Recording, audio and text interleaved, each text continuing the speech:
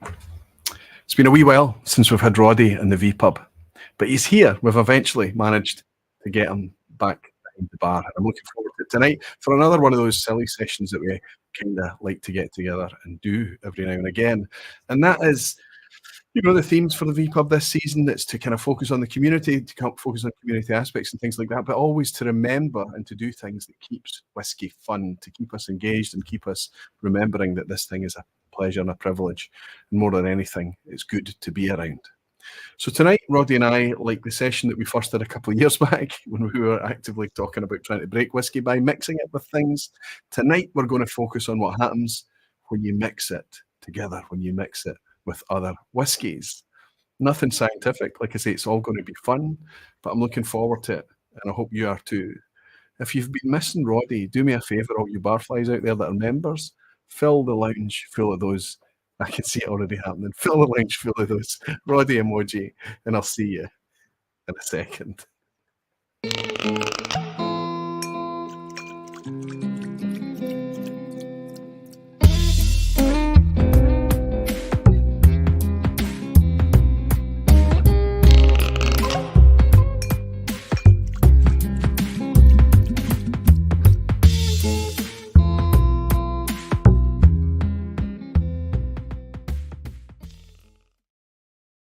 Hey!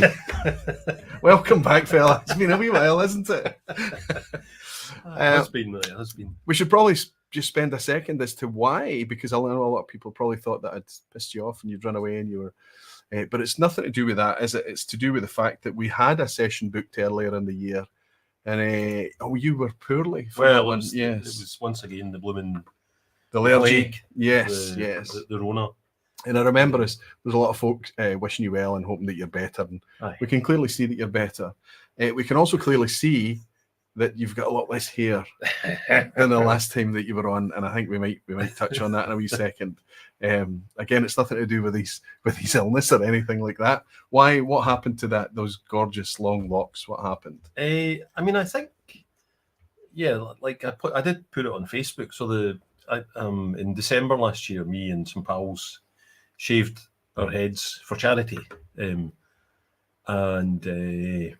which was good fun, or it was painful at the time, but we raised a wee bit of money, £4,500, I think, and it grew back, and it had got to about yay long.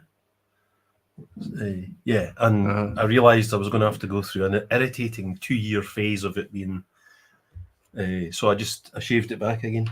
Eventually it'll grow back, but what it means is we need Gregor to update the emoji. We need the new hairstyle to be included as part of it. Aye, but you're keeping well. You're in good health. Raising lots of money for charity. That's what the reason for the hair is, which sounds like fantastic, and congratulations for that. But it's finally we've got you here. The theme has developed a wee bit from our original theme, so hopefully we've benefited out of that. Rather than coming up with just one idea, we've come up with 2 different ideas, and we've shared some samples out there with folk in the community. So we've got. I went along to the Whisky Club. I didn't actually ship or post any whiskey. Nothing illegal happening. I put whiskey physically in people's hands on Monday night, and we managed to get 5 barflies participating and joining in along. If I remember who they are, I'll shout out who they are. So we've got Ewan in the background participating. We've got Seb. We've got Olga. We've got Robert. We've got Graham Fraser. And obviously, whoever's, if it's my set, Roddy will participating. And when it's Roddy's set, I'll be participating. So there's going to be 6 people involved in both of the sessions tonight. And here's how it's going to work. Here's how we're going to try and make it work. We're going to be talking about blending in general, but not in the sense of blended Scotch whisky as a category. The focus tonight is going to be more on playing with the whiskey that we've already got on hand. Okay. I know a lot of you, that's just something that you're not interested in doing. You're not going to want to touch that. Your whiskey is sacrosanct. You maybe only have a few bottles open at a time, but there are so many other people out there that's got lots of bottles open at a time, and they're reaching past a lot of bottles. Maybe because they're just not in the mood for them. Maybe because they're mediocre. They didn't get on with them, whatever that is. So there's lots of whiskey potentially on our shelves there. We're not going out to buy new whiskey for this, that we can get some fun out of to see what we can do with it. So there are two extremes on the bandwidth. There is proper blending skills required in order to make whiskey with a focus in mind. You're blending for a focus, and we'll talk about that because it's to a recipe, because it's to a requirement, because it's got to keep some form of consistency or something.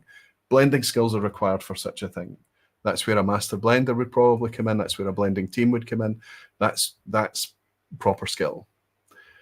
At the other end of the spectrum, you've got things like my infinity cask. So if you watched the last Recycled review, I've got a blood tub there, and I was just tipping all sorts into it, and people were freaking out about it.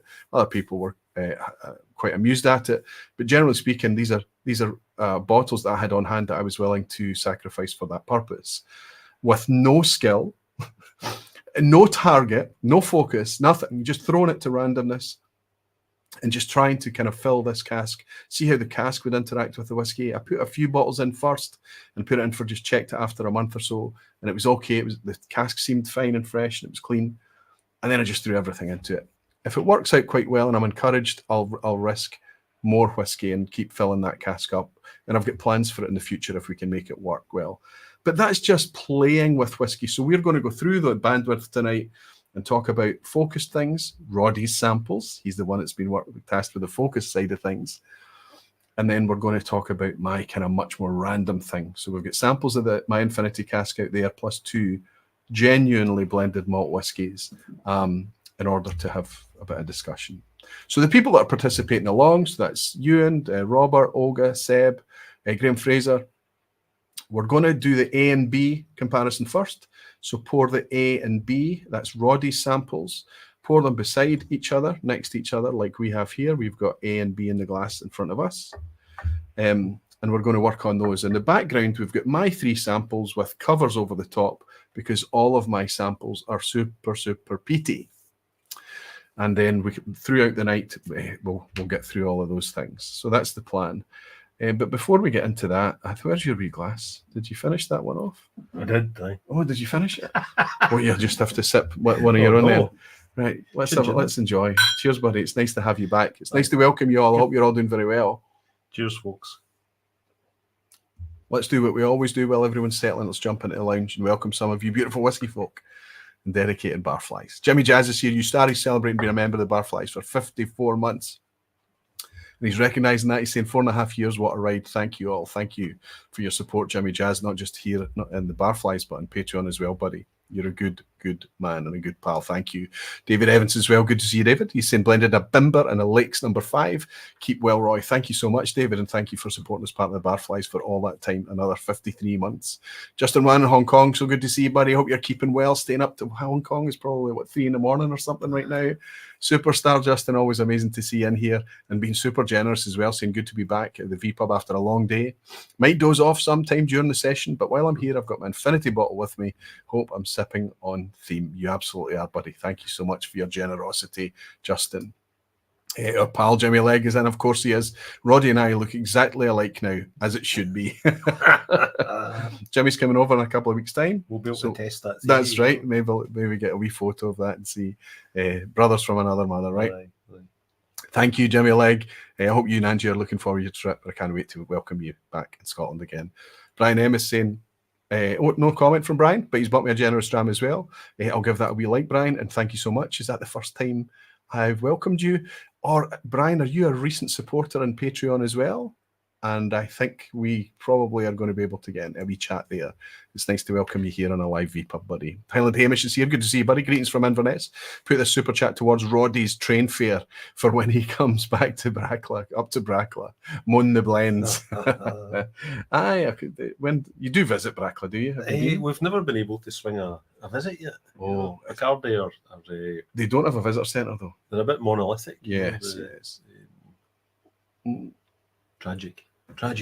Surely they'd be able to do something for the Royal Brackla Appreciation Society. You would think. Yeah, for all 3 of its members, 4 of its members, 4. 3. It's only 3. It's even more exclusive than I thought. One of them's in Australia. So it's you, Mark, and David, and Mark's in Australia now. Mark's in Australia, of course. Aye. It's difficult. Aye. Aye. And no, the club is not open for any new members joining, apparently. Gerben Blocker, good to see you, buddy. We're celebrating being a member for 36 months. Gerben from the Netherlands saying, great to see Roddy, his buddy. And I think that there's a good chance we're going to be able to welcome you in Glasgow, maybe for the first time. Looking forward to it. Let's scroll back a wee bit on the chat, see who's coming in tonight. I'll do my very, very best to interact with you tonight, but obviously try not to interrupt Roddy too much as I do that. Gavs Drams is saying, hi Roy, could you put a shout out for all the barflies who attended last week's event at the Cadden Heads Courtyard? Great people. Absolutely, I hope I did that for you there, Gav, but I'll also put a shout out for you. Gav is putting together a whiskey club in Edinburgh right now. Hopefully you've had a couple of tastings now, Gav. I hope it's going well. Let me know if I can help any more and if you're recruiting any more members. You can get a hold of Gav's Drams through here, through the comments section, through Facebook, on the Barflies page, whatever it may be. But I wish everybody the very best of that and hope I can come through and attend from time to time. Menno in Belgium, Menno's multi-mission is saying, what you need here, Roy, is a good dose of Rex Williams. Dumb luck and no scruples is the key to success after all. Absolutely. There is, absolutely, for some of the things that we're going to be talking about, there's a lot of luck involved. And even with the skilled side of things, maybe a wee bit of luck involved there as well. Olga is here. Good to see you, Olga. She's maybe hopefully got the drams in front of her as well. We're looking for Robert Smith. We're looking for Graham Fraser. Yeah, see Gordon Fraser's in. We're looking for who else? Ewan. I saw Seb. And Seb. Seb's in as well. I did see Seb good. In the chat, yeah. Terrific. So you can all play along. And what I'll do for the 5 of you that are playing along, at some point I'm just going to shout out to you to respond with certain answers or whatever, and we'll try and just kind of glean them from you. And if you're answering at the same time, we've got a better chance of catching it. But by all means, chat away in the meantime. There's Graham as well. Graham Fraser is an A and B Pordroy. Fantastic, Graham. So you can sip those alongside each other. Okay, everyone, welcome to the vPub. Welcome in, settle down, and hopefully we can have a nice wee session. Yeah, let's get the first topic up. Let's kind of talk about home blending and, well, I'll talk about it from my perspective, and then you do what you do so well and interject and show me how I'm almost right, but not quite right, right? But if we are, you do blend at home, right? You play at home, right? Aye. Okay. For a long time, yeah. For me, just to differentiate between the different kind of blending at home in my head, we've all got this concept of an infinity bottle. Mm-hmm. An infinity bottle for me is something that you're going to keep going. And so you put in, and you can put in whiskies that you're either enjoying or not enjoying so much, or often with an infinity bottle, we're really trying to preserve the wonderful whiskies that we've had over time by putting a wee memory of each of them into this infinity bottle. Some people are just putting 5 CL, you know, a single dram or whatever it may be. Some people are putting a bit more, 20 CL or something like that.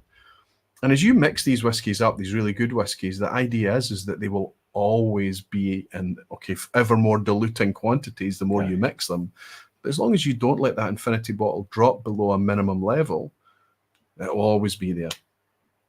So some people think, well, is that not a Solera? And for me, a Solera is a wee bit different. A Solera is something that you mix together for fun, randomly, or with a specific outcome. And what you do is you put it on the table and your friends come round and you drain a third of it. You sit and enjoy and dram a third of it. And then you go off and you top it back up again and leave it sitting, much like a Solera system. In my head, that's how a Solera bottle would work over an infinity bottle. But then we've got infinite amounts of just playing at home blending, where you just take a Dramface podcast recently. I was sipping these recently. It's quite a few weeks ago, months ago now. But I was sipping these two alongside each other. And they had such a cracking, weighty, oily, viscous mouthfeel, both of them.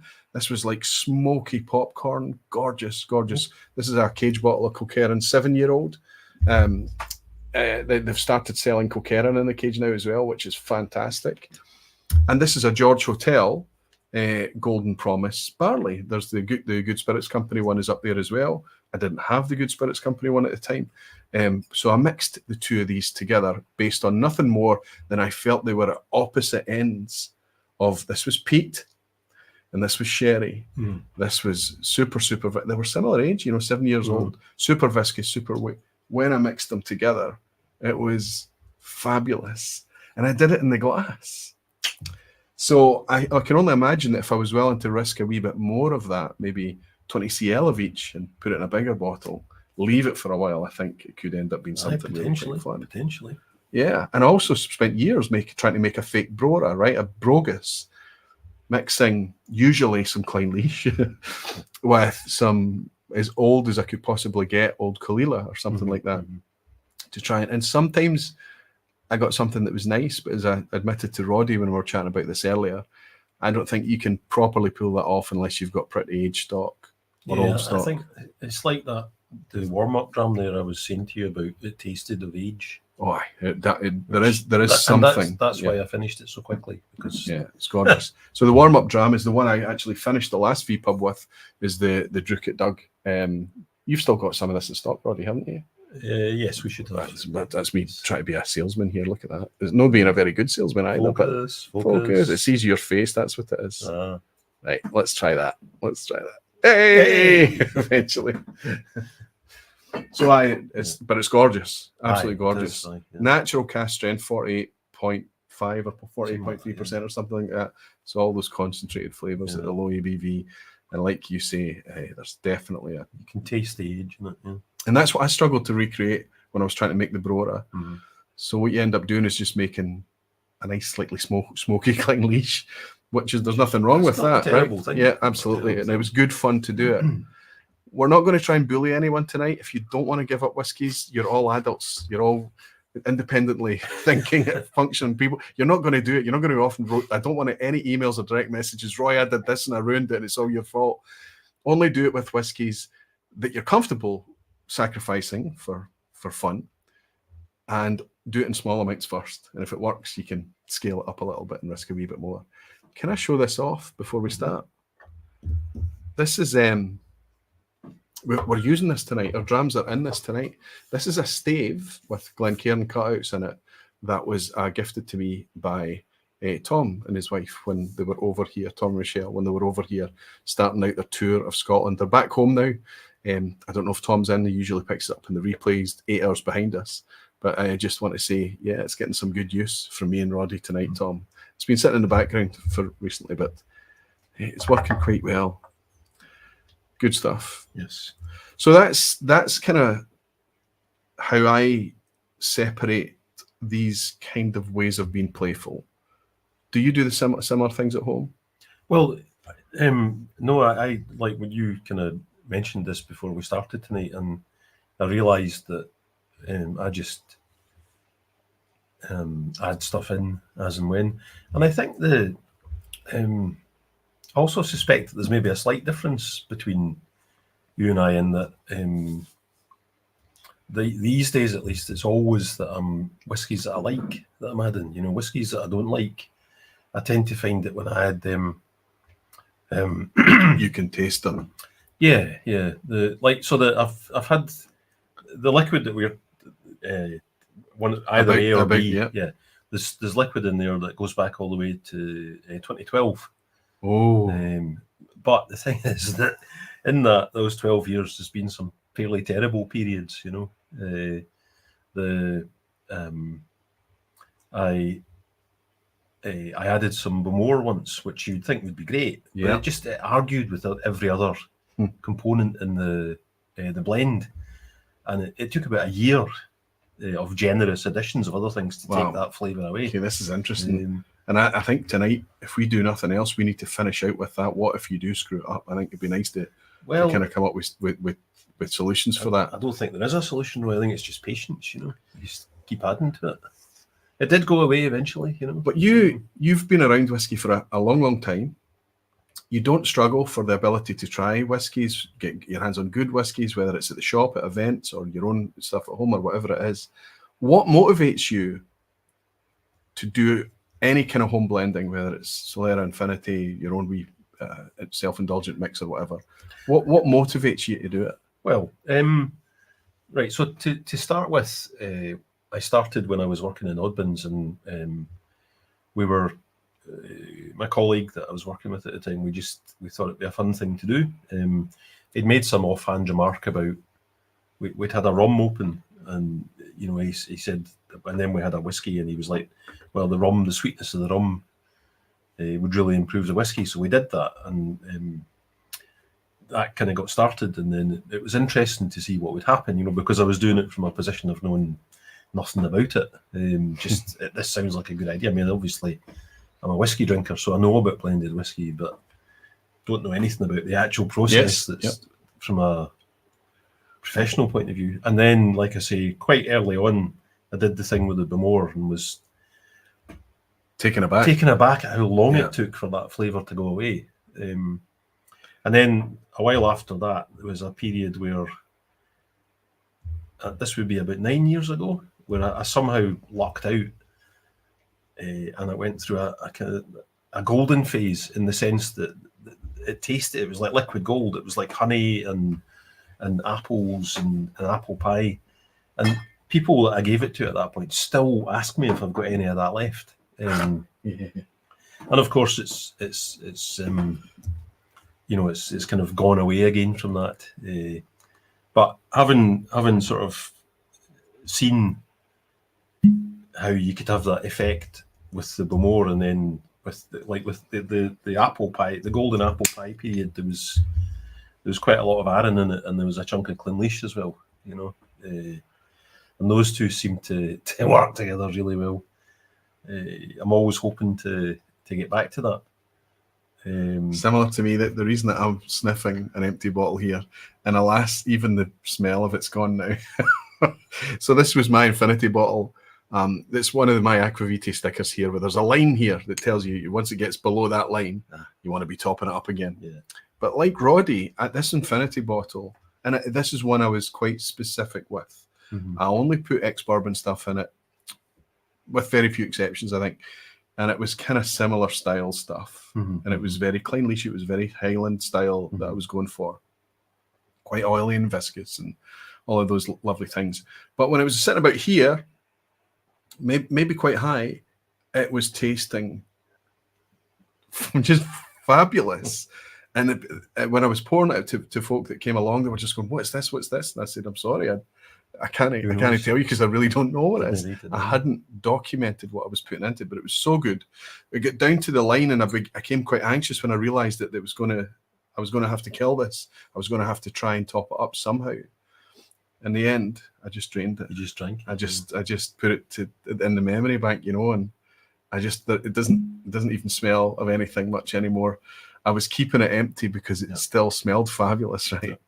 There's nothing there now, so it's gone. It's left. So at least I've got a fresh bottle to try and start it off all over again. So, in your experience, then, in my experience, and that's probably a 1 in 10, for it to get that good, for it to be a guaranteed crowd pleaser, it would be a 1 in 10 success rate for me, I think. Maybe not quite as bad as that, but not often. No, I'd agree with that. You know, and I'm not fussed about that. You know, because it's as much seeing what it's going to do. You know, it's great when you get the bonus of it tasting glorious, but it doesn't have to.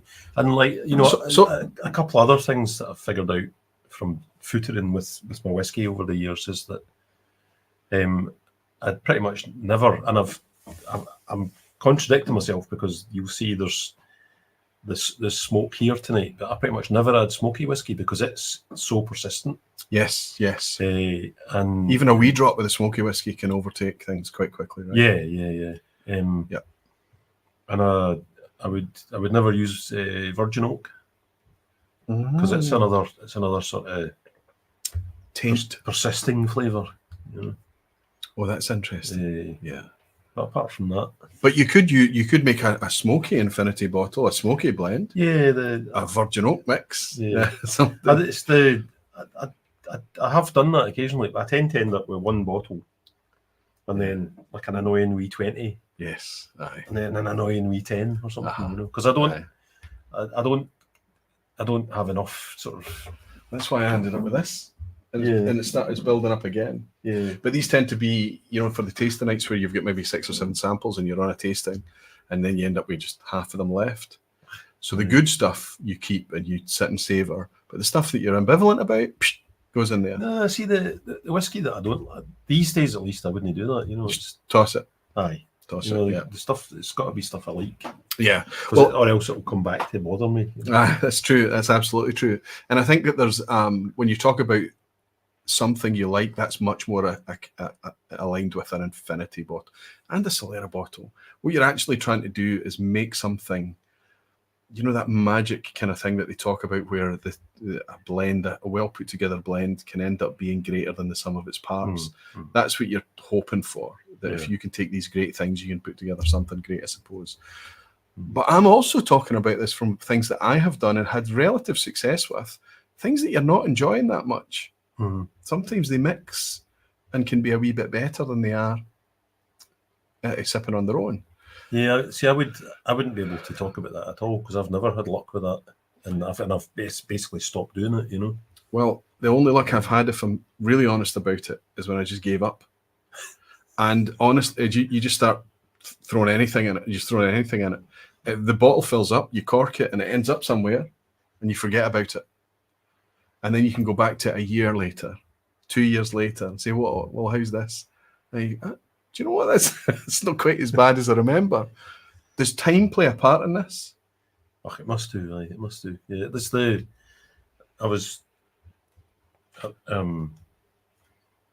like I say, I've never been on the production side, so I don't know at all how it works in whiskey. But I help my friend James who's a cider maker in Herefordshire, and I've been doing that for years, so I know his finished ciders pretty well. And when I'm there helping him, as I was last week, then he'll involve me in tasting things. And we tasted 4 tanks of cider that were made from last year's apples, which were all different from each other. And the view was to decide there was going to be one that was going to go into barrel. So the best of them, or the one that we thought would suit barrel best, that came out fairly quickly. And I kind of understood what he meant about why that one would be good in barrel, but then the other 3, I didn't know where they would go. And James was like, well, these 2 will blend into a big tank, and the other one will be sent to distilled. And I was like, how can you tell that from the taste? Because he's been doing it for years professionally. Yeah. For years with this limited portfolio of products, so he knows tasting X now. If you do this to it, then in a year you'll end up with taste Y. And that's the professional skill. And a lot of professional blenders will be blending something for relatively immediate use as well, but also a lot of them will be doing something similar to that, where they're doing quality control and things like that all the time, but they'll also be blending for things to be vatted and put back into cask. Yeah, or at the very least, that process of marrying, where you taste it and it's going to be put into a big vat for 6 months before it gets bottled. Yeah, or even that thing which you and I were talking about Ardnamurchan earlier, and how the team is so very relaxed and laid back, and yet they do that very difficult job of selecting the barrels so that the AD release tastes the same.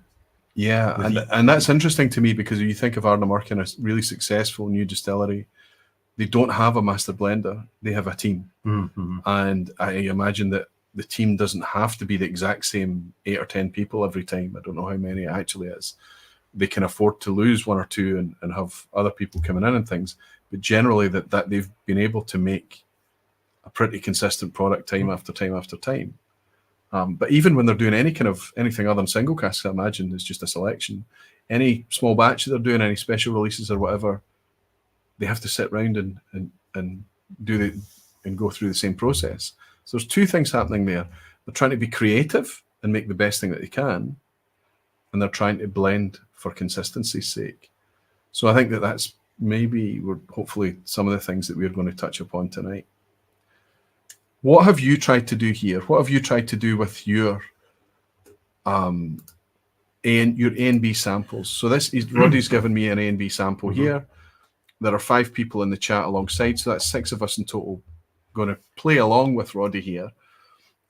So what's in our glasses here? We've got 2 remarkably different colour drams right away.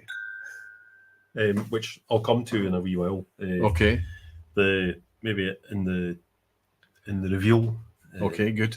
I have no idea what this is. Not a clue. So initially when we talked about doing a blending episode, I was at that point I was quite happy with the state of my infinity bottle, but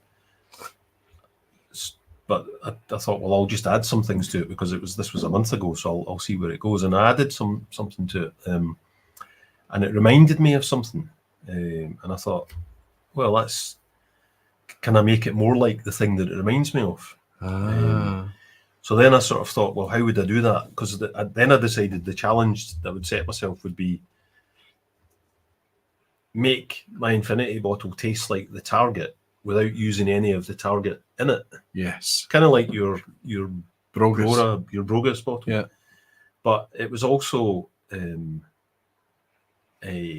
was made slightly harder by the fact that I didn't have any of the target to hand at all. So then I thought, well, you're relying on memory then, right? I was relying on memory. So then I thought, well, I'll buy the target, but I won't taste it. I'll see if I can do it from memory.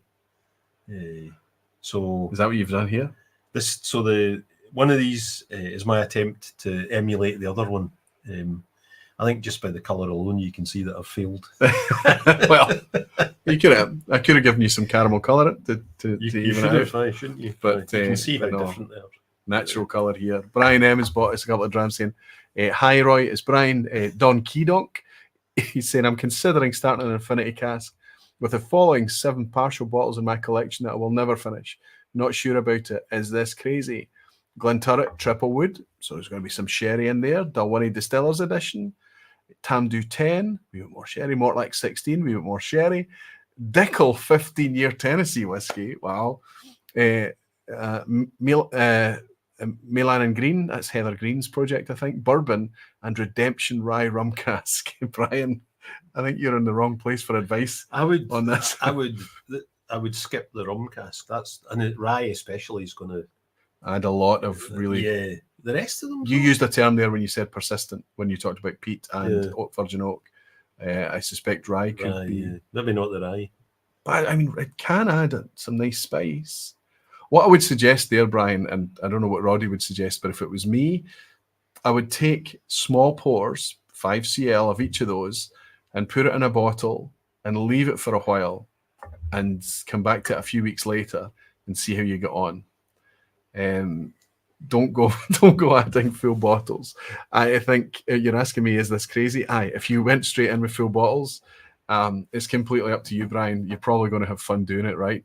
And you're certainly going to have fun pouring it for friends and things and having them trying to figure out what it is. You know, everywhere from Southern Highlands to Tennessee and everywhere, Kentucky and everywhere in between. Fantastic. So it looks on the face of it fun, but it also looks expensive. So, But anyway, Brian, thanks for the drama. I'm going to go in and have a wee sip of this first.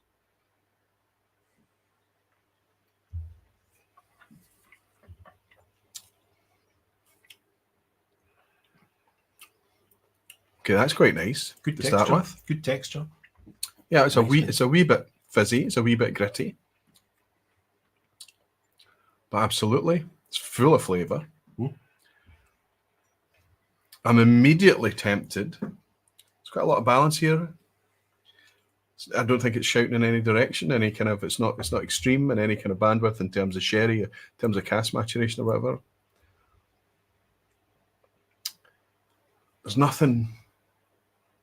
I'm tempted to suggest immediately this tastes a wee bit like a blend to me because it's quite there's a roundness to it. There's nothing. Historically, don't give anything away. I'm just riffing here, and I'm absolutely riffing, and I don't want to. I've not tasted the A yet. That was the B. I'll go into the A.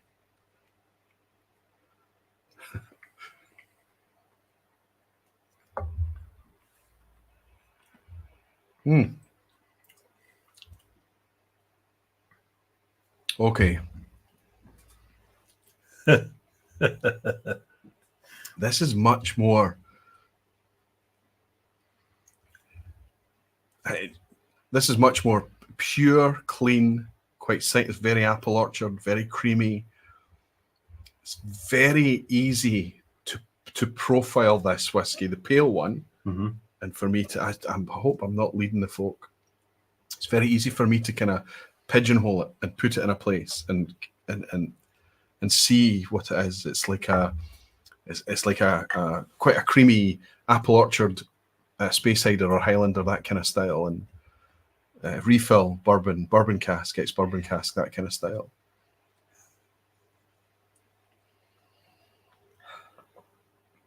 So I think I've probably given quite a lot away there, and I don't want to lead the people at home, the people that are sipping along with us. Please make up your own mind. But I think those are two quite different experiences. But you made this target. Mm-hmm. What you went for this when you didn't have the target on hand, right? And then you got a hold of the target and you were able to compare.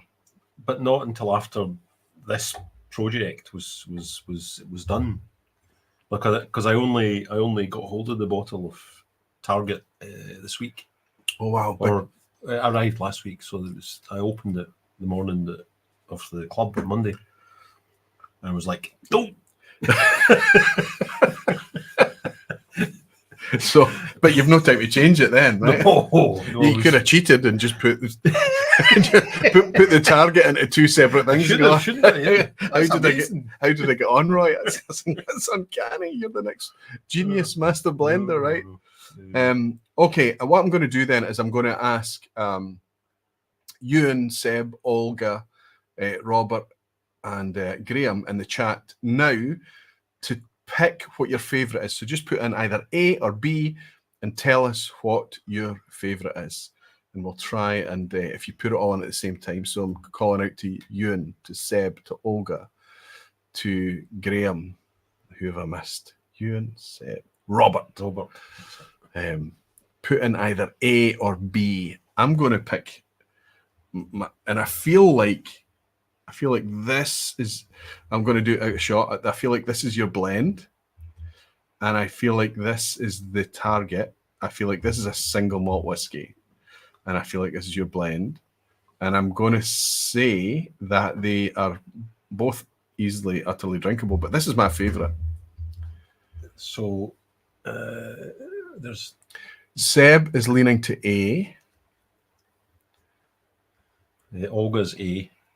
Ewan is, I've spelt Ewan's name wrong tonight. Oops. A and B don't taste like homebrew. Both classy and direct. B is favourite.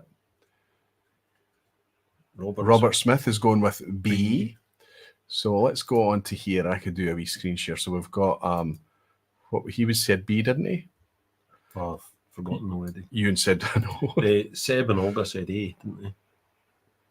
And Olga said A, did they? Mm-hmm. Right. Why can't I move? I'll move that over there, and I'll move that. This is harder to do than now. What's that letter? There we go. Move over Technology, there. Nobody can see this right now, but I'll be able to put it up just kind of, for posterity. Roy's doing stuff with banners, and it's tricky. Yeah, I said A and B don't taste like homebrew. I got that. Olga sent A. Fantastic. B is favourite for Ewan and Olga, absolutely. B for Robert. So we've got 3 Bs. We don't need to put that up. B for Robert, definitely. Mm-hmm. So Graham Fraser, we didn't see what Graham was saying though, right? Graham's still chewing. He's still working it out. Usually I can spot Graham Fraser. He pops up. Not seeing Graham either. I'm sure he's here. Well, that's yours. So you're clearly enjoying it, though. You're reaching for this one. Minesweeping. So I would say, and by the way, I think mine benefits or suffers from this same thing. Where if you were to do it, you remember those, what do they call it? The round charts where you go from the center, fruit, smoke, right? Okay, and it gives you this very, when you finish it, you've got this very distinctive shape. And singular whiskies tend to be kind of, it looks almost like a letter Y sometimes or something. Whereas things that are maybe more, things that are more complex, things that are maybe potentially blends or something like that are much more rounded. They get closer to a round shape. Mm-hmm. I'm not explaining this very well. To me, this would be something that is very distinct. Mm-hmm. Did you say this was peated? Yes, I was going to pick up on that. I think you're being peat blind tonight. I am absolutely being peat blind. I mean, it's light peat. But yeah. Oh, Graham's gone B. So. Right. So we've got gratifying. That's a majority in favour of. Well, so I was right then. It's the B's your blend. Yes. So I'm sorry, I picked A as my favourite. Not to be. It wasn't being anything other than. All right. So that's an even split then. But what I want to do is I think it's still in favour of you. 4-2. It's only me and one other. All right enough. Me and Seb, I think. No, Olga as well. So it's. Oh, okay. Yeah, Did Olga say A? Yeah. Okay, so it's an even split, 50-50 both ways, but only because, and anybody that's watched the vPub for long enough will know this, that's right. That A is right up my street. Mm-hmm. It's the type of whiskey that if I come through here and I don't want to engage my brain or say, right, what have I got to explore? What have I not touched for a while? What am I going to study? If I just want something that I really just want, this is the style of whiskey that I'm going to. That's what I'm going to reach for. It's very apple, very creamy. I'm not getting any smoke on it. It's light smoke. It is very light smoke. But it's really nicely done.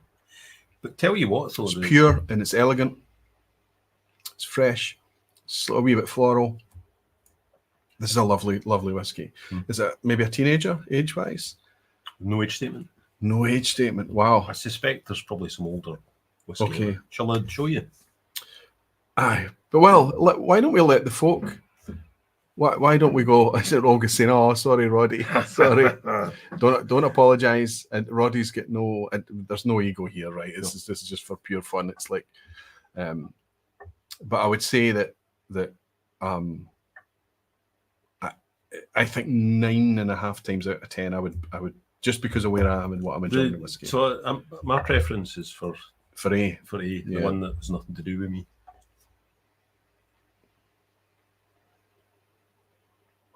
However, in defence of B, this is a perfectly drinkable, tasty ginger. Lots of ginger. This maybe B's ended up. You don't know what the ABV is because you've mixed it, obviously. I don't. So I know that I think it's reasonably close to this. Okay. Okay.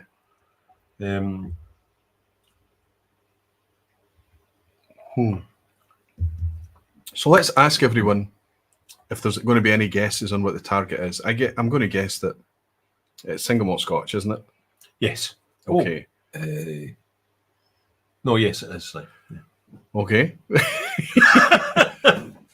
Well, I didn't read the label properly. No, I'm sure it is. Single malt Scotch. Yeah. Aye. Okay. That's probably a clue in that, but it's not helping me. All right. It kind of is a clue, isn't it? Yeah. Okay, I'm not sure then. I'm not sure what it could be. Probably one of these kind of these branded, these sourced malts or something like that. Maybe that's where you're coming from. That's why you answered in that way. Or I kind of need to look at the label because I did this all in haste. So it's Bra, Roddy. It's a lovely wee dram. All right, let's just see what it is. So wow, it's the new version. Yeah, so it's you do it because I can focus. So it's the Ben Nevis traditional. That's what it's in this. Yeah, that's A. Yeah. I would never have ended up at Ben Nevis here. Look.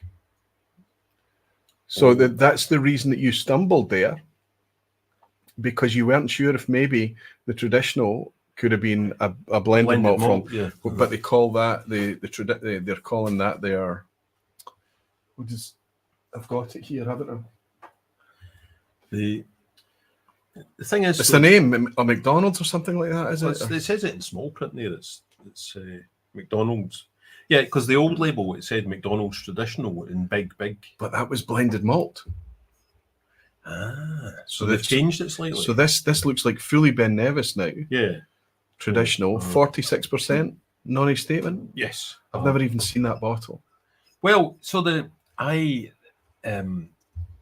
realised after I'd decided I wanted to make this thing that I remembered that it'd be good to see whether, and I just found it, So we don't stock it at the moment, but I would certainly,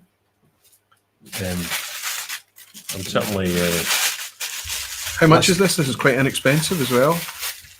Under 50 quid. Under 50 quid, yeah. 46%. No doubt it's hopefully all natural. I would, by looking at it, and natural, sorry, it does. It says natural filtered, natural colour, all great. And this is your blend. Yeah, which you can quite a bit darker, yeah. Well, you can't see it through the green, but you can see it in the glass. I don't know if you'll be able to show people the bits of cask that are in there. So is this? Are you doing this in a cask? Well, what happened was, I did this blending in bottle. Yeah, can you maybe? There is bits of wood in there, but there's wee bits of wee floaties. Just by the way, if anybody is wondering why it says RBW on it, so I went through a phase of when I was giving people a dram of this, it would say RBW on the label, and they'd be like, "What's that?" And I'd say Roddy's Brewing Water. Just to sicken their happiness. Roddy's Brewing Water. Yeah, he's brought another bottle with some tape across the front and a lid, but that's coming out a wee bit later because he's brought me something really nice. But the thing is that before I went down to help with the cider making, I decided I would marry the liquid, which was pretty much the same colour as this, as it turns out, by putting it in one of the wee casks in the shop. And in a week, it went from that colour to this colour. Oh. And took on tannin as well, which was a surprise because that's not a new cask. You know, we've been using that cask. It's a wee 5 litre cask, which we've been using for at least 6 years. So what you've tried to do here, even before you got to that point where you put it in the wee cask, you're talking about one of these wee tabletop casks, okay, which can be explosive for whiskey. It can really, these are virgin oak, almost exclusively. This one's not though, because we've been using it. But you've been using it. You've seasoned that cask for a long time, right? But a lot of people go out and they buy a 5 litre, a wee 10 litre bar top type cask. They throw they follow instructions with water and seasoning and things like that. They throw the whiskey in, they're all excited. They forget about it. They leave it for 3 months. They go back and it's tar. It's almost undrinkable. So it teaches you a real lesson about wood and the effect that wood has. But what you've done here is you've been trying to blend with a focus in mind. I thought it was when my Infinity bottle tasted like what reminded me of Ben Nevis, because I knew there hadn't been any Ben Nevis added to it for years and years and years. I thought I'll try and get as close to that Ben Nevis without using any at all. So there's more Ben Nevis in your blend that I recognise as Ben Nevis. But you've not put any Ben Nevis in it. Not recently. It's years and years and years. It's West Coast malts. But what I mean is that there's more Ben Nevis character in this B than there is in A. Well, I would say that's a comment on Ben Nevis though, as being one of the distilleries that we like because it's variable. It's crazy variable. Yeah. I'm just going to adjust my seat because I seem to have sunk down. You are sinking. You're getting shorter through the night. Shorter. Maybe you've got. I'm touching the. There we go. Maybe you're going to continue. If that's happening, we'll swap, right? And I'll be the one that kind of thinks then. Maybe I just need to lose weight. No, look, I'm on the same level as you now. It's just we need new bar stools, The vPub's going through some financial challenges right now. We have to make do, Roddy. I got to the point where I was like looking up at you, Roddy.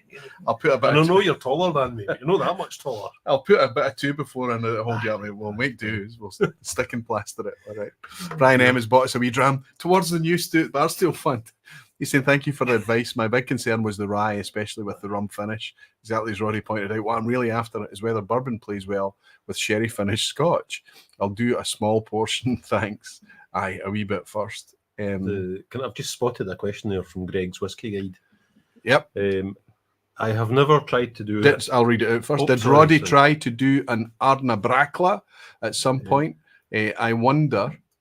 Aquavite is Greg in Paris. I've never tried to do that. Is this like Ardna Merkin and Royal Bracla? Is this something that I don't know? But it's an interesting one though, because the Bracla, now that you've asked the question, Greg, I like Bracla so much that I'm too mean to add it to the infinity bottle because I just want to rinse the bottle, you know. Like it's.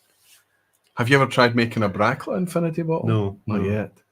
Not yet. Oh no. So the club has a. Well, actually, where's it gone? I hope it's not going to Australia. The club did have an infinity bottle Amongst the three of you? Yeah, aye. It's easy to manage these things when there's three of them, but yet they manage to lose. Where's it gone? Aye. There will be a steward's I mean, inquiry. it seems a natural thing if you've got a club over a specific distillery. And I want to make the distinction here. It's not necessarily the brand Royal Brackla. Roddy's actually fell in love with Royal Brackla through an indie.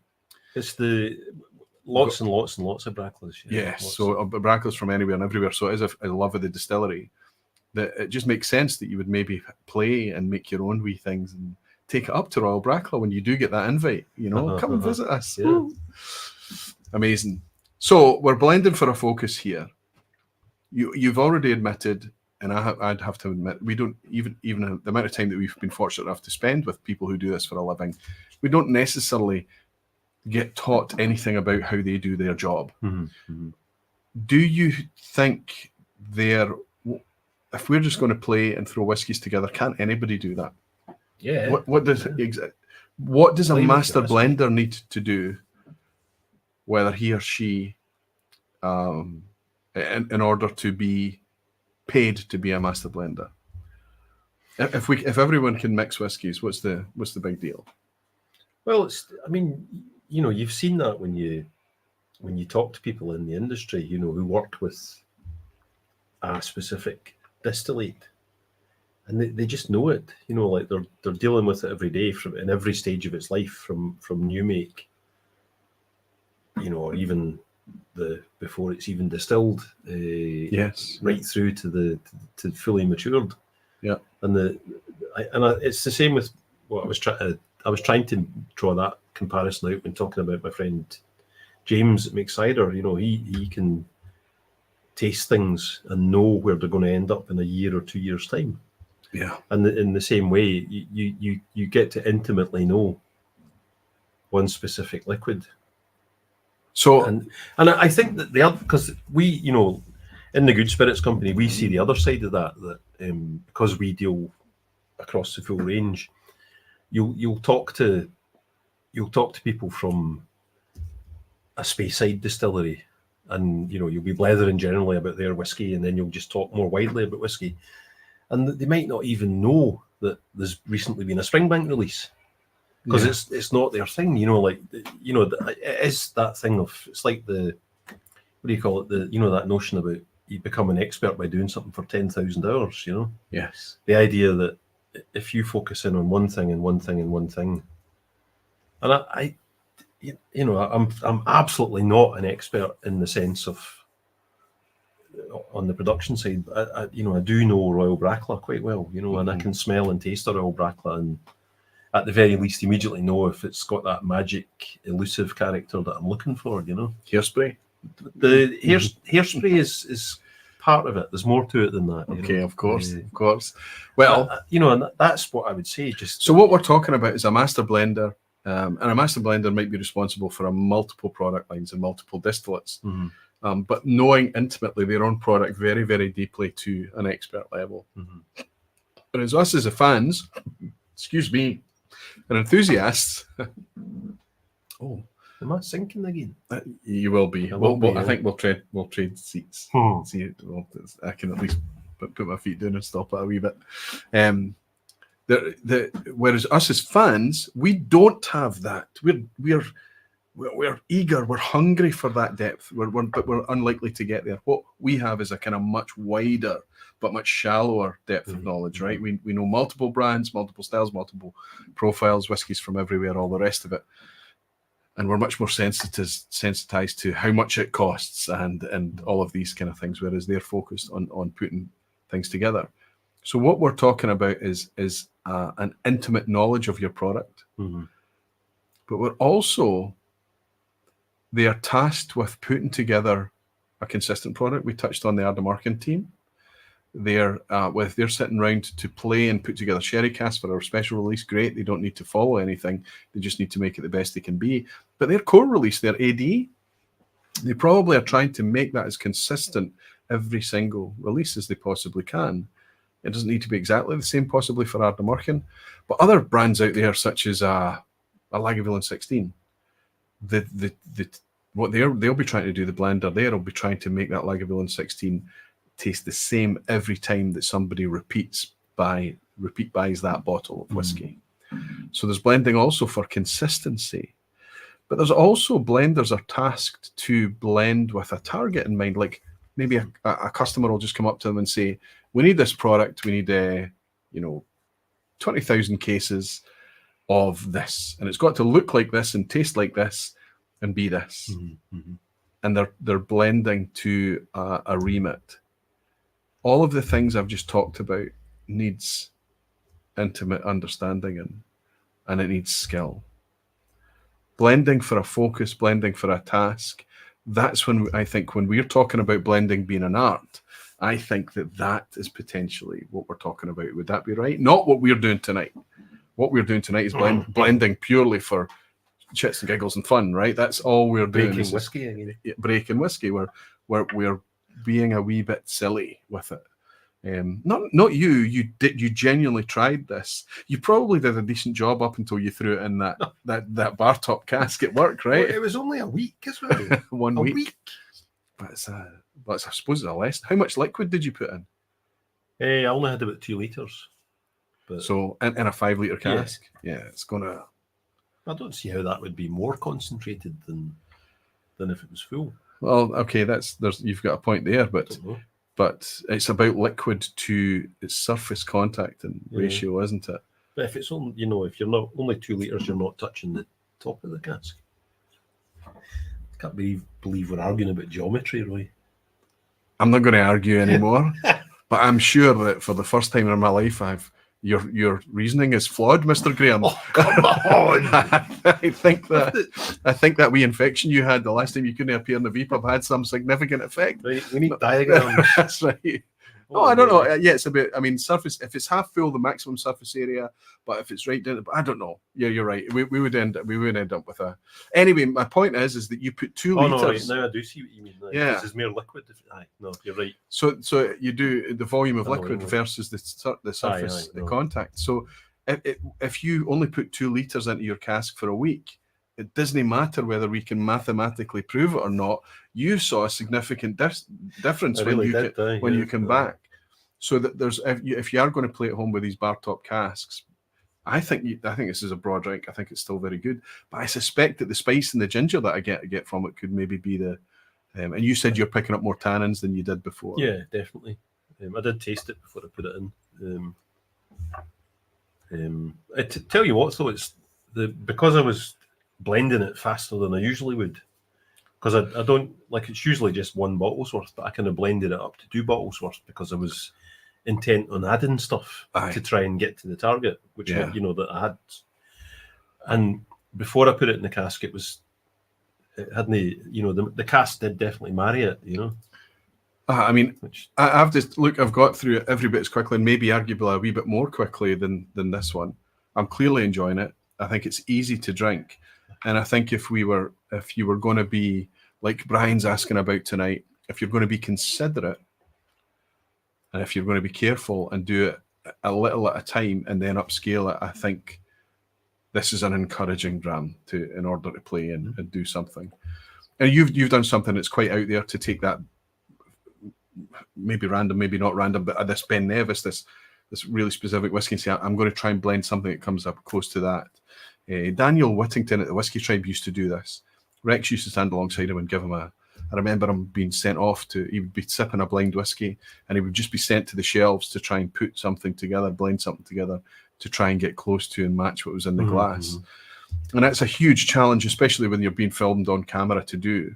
But time and time again, that Rex would be sipping it and going, "Oh, this is pretty close." Now they've got millions and millions and millions of whiskey on hand, but it always excited me, the idea that we could make something that would be ours and only ours and be utterly unique, and you could pour it for pals that come round, and not to be deceptive or anything or but just to genuinely just to say, what do you think of that? And if they said no, it's not that great, fine. But if they went, no, that's really good, I made that. You know, there is a wee freeze on of excitement there, I think. And that's kind of, in the back of my mind, there is a real genuine hope that my cask out there right now, aging, might at some point in the future turn into something that people say, okay, that's drinkable, I can enjoy that. Yeah, and you can see why, like, you know, that golden period in the bottle that people still chin me about. If I could get back to that and I had 5 litres worth, I'd be so happy, you know? Right. That's right. Like the same as me with bottles. that kind of Highland blend. Yeah. If I had more of this, I'd be so happy to pour this for you, because, and even if you didn't like it as much, I wouldn't care, because I loved it so much. Right. I really did. This, I think, is the appeal, Roddy. The takeaway for everyone tonight is that we are in awe of the people that work in the industry. Yeah. A lot of these people, whether they are stillmen, whether they are looking after the front of house, whether they're blenders, whether they're distillers, it doesn't matter. We want to know about their life and their job. We want to understand, because the effect that this liquid has on our lives. Mm-hmm. Us doing this gives us almost like the board game version of their job. Does that make sense? Absolutely. It allows us to step inside their world from our own wee spare rooms or our whiskey rooms or whatever, and play at being a whiskey bod. And I think that I would buy that game. Yeah, right. Well, it depends on what samples it came with, right? Well, yes. Yeah. But I would buy the North Highland version. Yes, me too. And that's actually what I thought. I wasn't far wrong. Maybe the Campbelltown version. Aye, absolutely. West Coast, West is best. I mean, but there's loads of versions. We're starting something here. That's a great idea, right? I mean, it has to be a disposable board game, because once the whiskey's drunk, what are you going to do with the props? A subscription. But that could work. That could work as well. Subscription. We're in. That's a patent, right? So if anybody steals it. But genuinely, I think that's one of the appeals. And when people think, well, why are you wasting whiskey? Why are you blending? Why are you mixing? Why are you doing this thing? Because I've got quite a lot of whiskey. And I suspect that some people coming into whiskey that don't have a lot of whiskey yet would be a wee bit careful with their whiskey. Mm-hmm. But as time goes on, you're going to build up an accumulation, an over-accumulation, a cookie trail of whiskies. And you might get to the point where you're a wee bit more relaxed, and you might want to just give up some to blending a little bit, playing with it, or to get some glimpse of what people... And nothing else, I think, gives you the clarity more than you screwing it up. Yeah, no, when you mix it and you realize I've ruined these whiskies, we'll get, hopefully the takeaway at the end, the other takeaway will be you've never fully ruined it. There's always ways to rescue it. But let's move on to my 3 samples now. I'm mindful that we're not really engaging the people that are the 5 people that are playing along in the background. But if we clear these to the side a wee bit and we put Tom's stave over the back as an ornament again. Talking of which, I turned up at the Bon Accord for club night on Monday night, and there were 2 bottles of whiskey waiting for me. Thank you so much. I was gifted a bottle. It's over my shoulder here, a New Zealand bottle of Thompson's malt from Dave Swift, his wife Sharon, and his pal Stephen, who had a wonderful night. We got to meet Dave, Sharon, and Stephen Monday night. Roddy, fantastic. Thank you very much for your generous gift. But also, somebody left me a 2 stacks Irish whiskey, which I suspect is probably Cooley sourced. This is a 2009 single grain, so it must be Cooley. Mezcal Anejo ex-wine cask finish, a 15-year-old, 61.5% ABV. I've never tried this 2 stacks, and I'd be very much looking forward to cracking into that. But I'd love to know who it's from or what the purpose of it's for. But I've also got, it's the first time I'm taking it out of this box here. Do you recognize this label? It's a Sturkey label. Holy moly. Yeah. It's nostalgia in a box, isn't it? It's a wee battered box of everything. Yeah. So also, and this actually says Cooley on the label. So I have to say, it must be an Irish whiskey fan that's buying me these things. Oh, it's not going to... Right. Force it, Roy. There we go. It will focus. Get the faces out. There we go. An exclusive malts, Creative Whiskey Company back in the day. 2002, 13-year-old distilled in Ireland. Bottled by the Creative Whiskey Company. No, it doesn't say Cooley on the label. And the reason I know it's Cooley is because I took a photo of it, sent it to David, and said, "Ooh, look what I got!" And he came back and went, "Oh, delicious Cooley." It's quite cloudy. Aye. They never had a filter. Yeah, well, I'm quite excited to get into it. I mean, so anyway, I'd love to know what these what these are about. What's the intention for them? And the sticker on it says Roy Duff, which makes sense. But the sticker should say from who? I've probably had a message or something in the past, and I've forgotten about it. So listen, thank you so much for your generosity. Reach out to me and let me know what these are all about. Anyway, let's put Tom's stave over as well, and let's get into my 3 whiskies, because what we're talking about here is blending just for fun.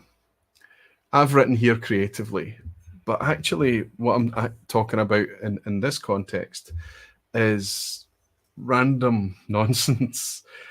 Dangerous, actually. Some people were triggered because I put in lots of really quite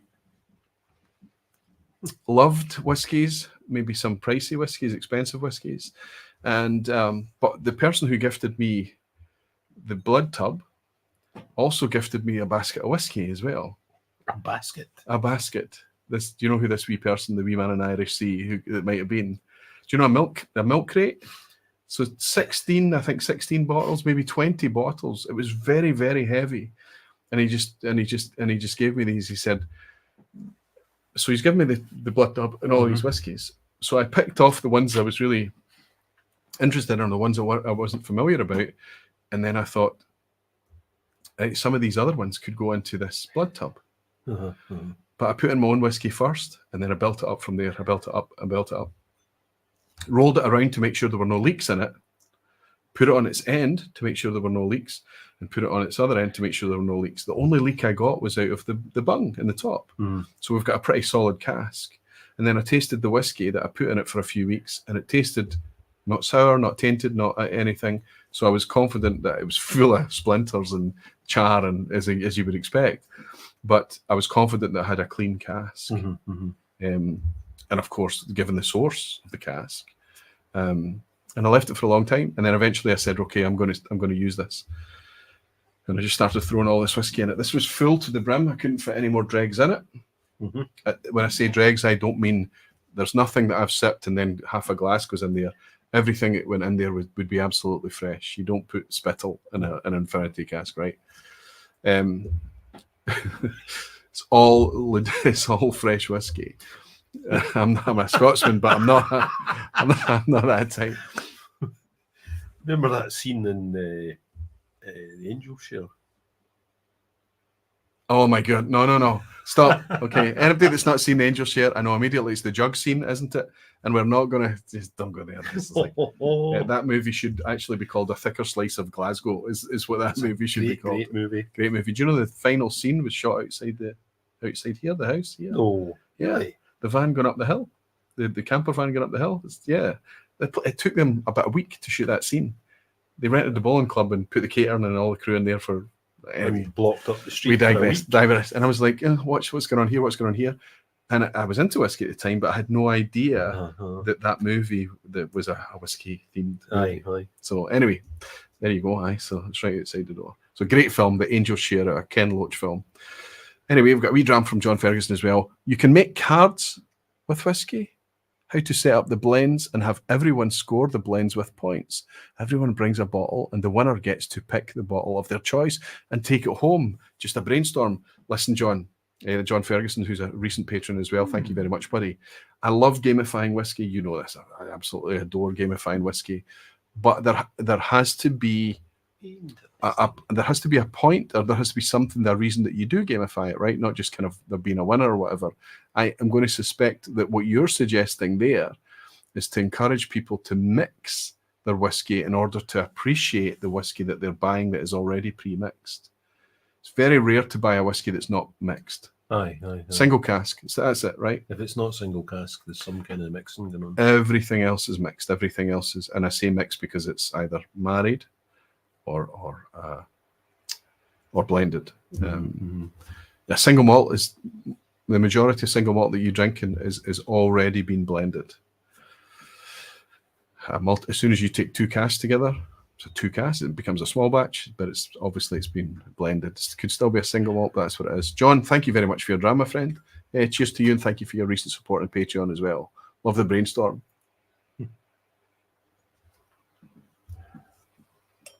Oh, so you have no clue what I've put in front of you? Not at all. You don't know what's here. One of these is your blend, and the other 2 are random other things. They're all blends. They're all blends. They're all blended malts. One of them's yours. Yeah, except mine, strictly speaking, is not a blended malt, because there's other things in my mix that is not malt whiskey, grain whiskey. Right. There's not bourbon. I don't think there's any bourbon in it, but there's it's not malt. So if I was to sell, I'll never sell it. It's not for sale, but it would have to be pure. It couldn't even be pure British spirit. I don't know what you couldn't sell it. It's impossible to sell. Olga has a question about how we're doing this. What's the order? Okay, so I would suggest the order is to your preference. What I've tried to do here is to pick similar styles. They're all heavily peated, for example. They're all blended malts, or the 2 controls are blended malts that you can go out and buy. So hopefully you find something that you love here, Olga. And also I've my own blend, literally just straight out the cask through a coffee filter. There was lots and lots and lots of. I didn't do that. Yeah, but especially when you soak it up from the bottom, right? Yeah. You just get lots and lots of char coming through. And then I let it settle in the bottle for a few days. This bottle that's on hand down here. Post filtering. Jimmy Legg. Get him blocked at the airport. Whiskey with Molly Ben is saying, cheers to the Queen of Glen Scotia, Kate Renton, and her beautiful celebration of life funeral yesterday. Love to Callum and the kids. Slange your friend Kate, missed but never forgotten. So obviously that was, I don't know if you know Callum Renton and Kate. Lost Kate. Yeah. We raised a wee glass for Kate in a recent vPub. But let's raise a wee glass to friends lost and our friend Callum as well. Absent friends. Thank you, Ben. Cheers. And Jimmy Legacy, Roddy, this is much nicer than watching you ruin whiskey with grenadine. Okay. That's a reference to the previous. Do you know, I know Jimmy, I know you, the way that you think about things. But being around Roddy and the way that he has done the things that you do, it doesn't mean that I'm going to run out and do exactly what you do. But it does mean that I understand things from a completely different perspective, and it helps me be a wee bit laid back. If we are truly, truly chasing flavour, do we care where the flavour comes from? I don't. This is the crucial thing. Yeah. If we are going to be, I don't want to say brand whore. How can I say that? That's much more polite. If we are going to follow one specific thing loyally, we will be abused. We will be, if it's known that we were only going to buy or follow that thing, it will become more and more difficult for us to stay a member of the thing. If we open ourselves up to the more, if we've fallen in love with this thing because of the flavor, hopefully that is what most of us have fallen in love with it for. If we open ourselves up to where the flavor, all the places that flavor can come from, I think we're in a much better place to enjoy the thing. Mm-hmm. So different profiles of whiskey, different brands of whiskey, different types of scotch, different types of whiskey. Things that are not whiskey. The whiskey I have 10 years ago poured me a Brugal rum. Oh, yeah. And said, what do you think of this? And I said, this is Brawl. What is this? He said, it's rum. And I went, oh. I just thought it was just a different whiskey, you know. I just thought it was because, brown spirits, especially brown spirits that are designed maybe, Brugal, you can mix and things, but to be also enjoyed neat was a new concept to me. I hadn't really explored much outside of whiskey at all. And that's still true to say that today. But I think that the more flavors, maybe not grenadine, But occasionally grenadine, right? I mean, if it's the cocktails and things that we've had, it got silly. We started to mix with iron brew at the end. But why not? Why would you not try it in order to stop everyone else from trying it? So Jimmy, I've never used grenadine in whiskey.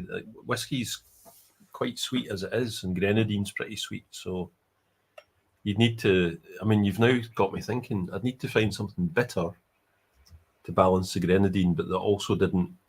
Because the thing about using bitter things with whiskey is that it exaggerates the wood tannins, and then you end up with something with the unpleasantness of the wood. I'm going to have to explore this. I'm going to come up with a whiskey and grenadine drink. Well, you've got till the 28th of September when Jimmy's over. Okay, so. Or it has to be in a wee bottle so I can give some to Jimmy as well. Mm-hmm. Or you can mix it live at the Bon Accord. Oh, now we're coming up with an idea. Well now.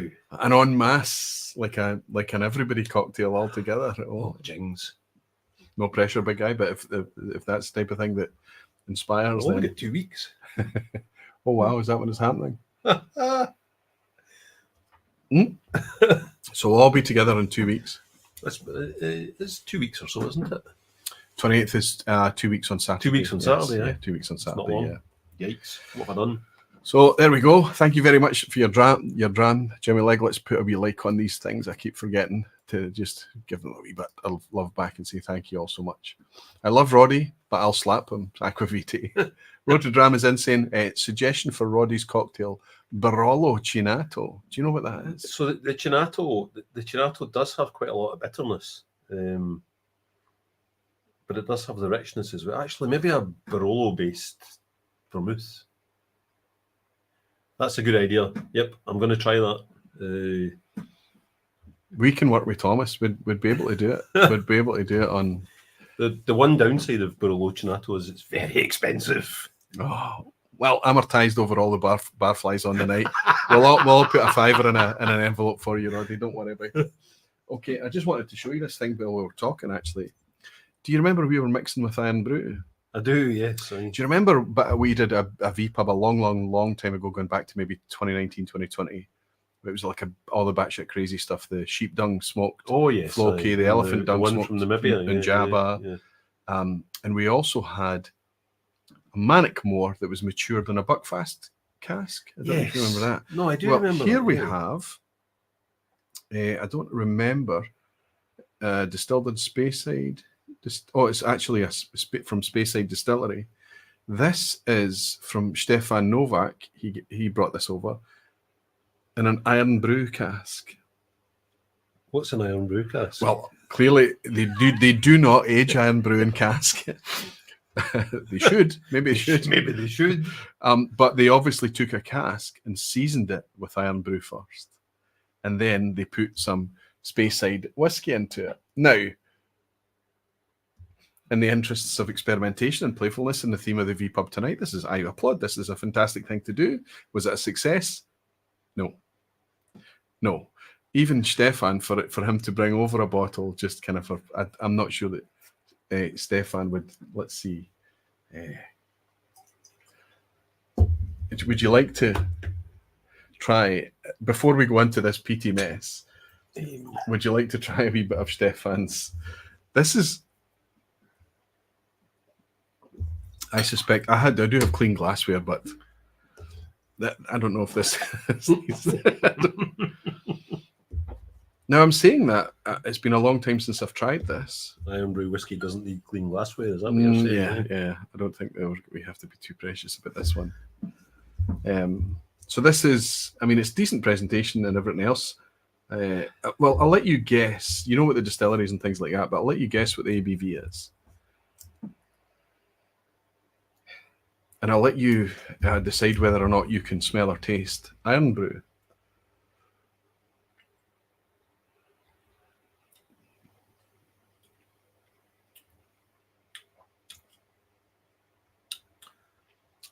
Well, it's better than I remember, if I'm honest.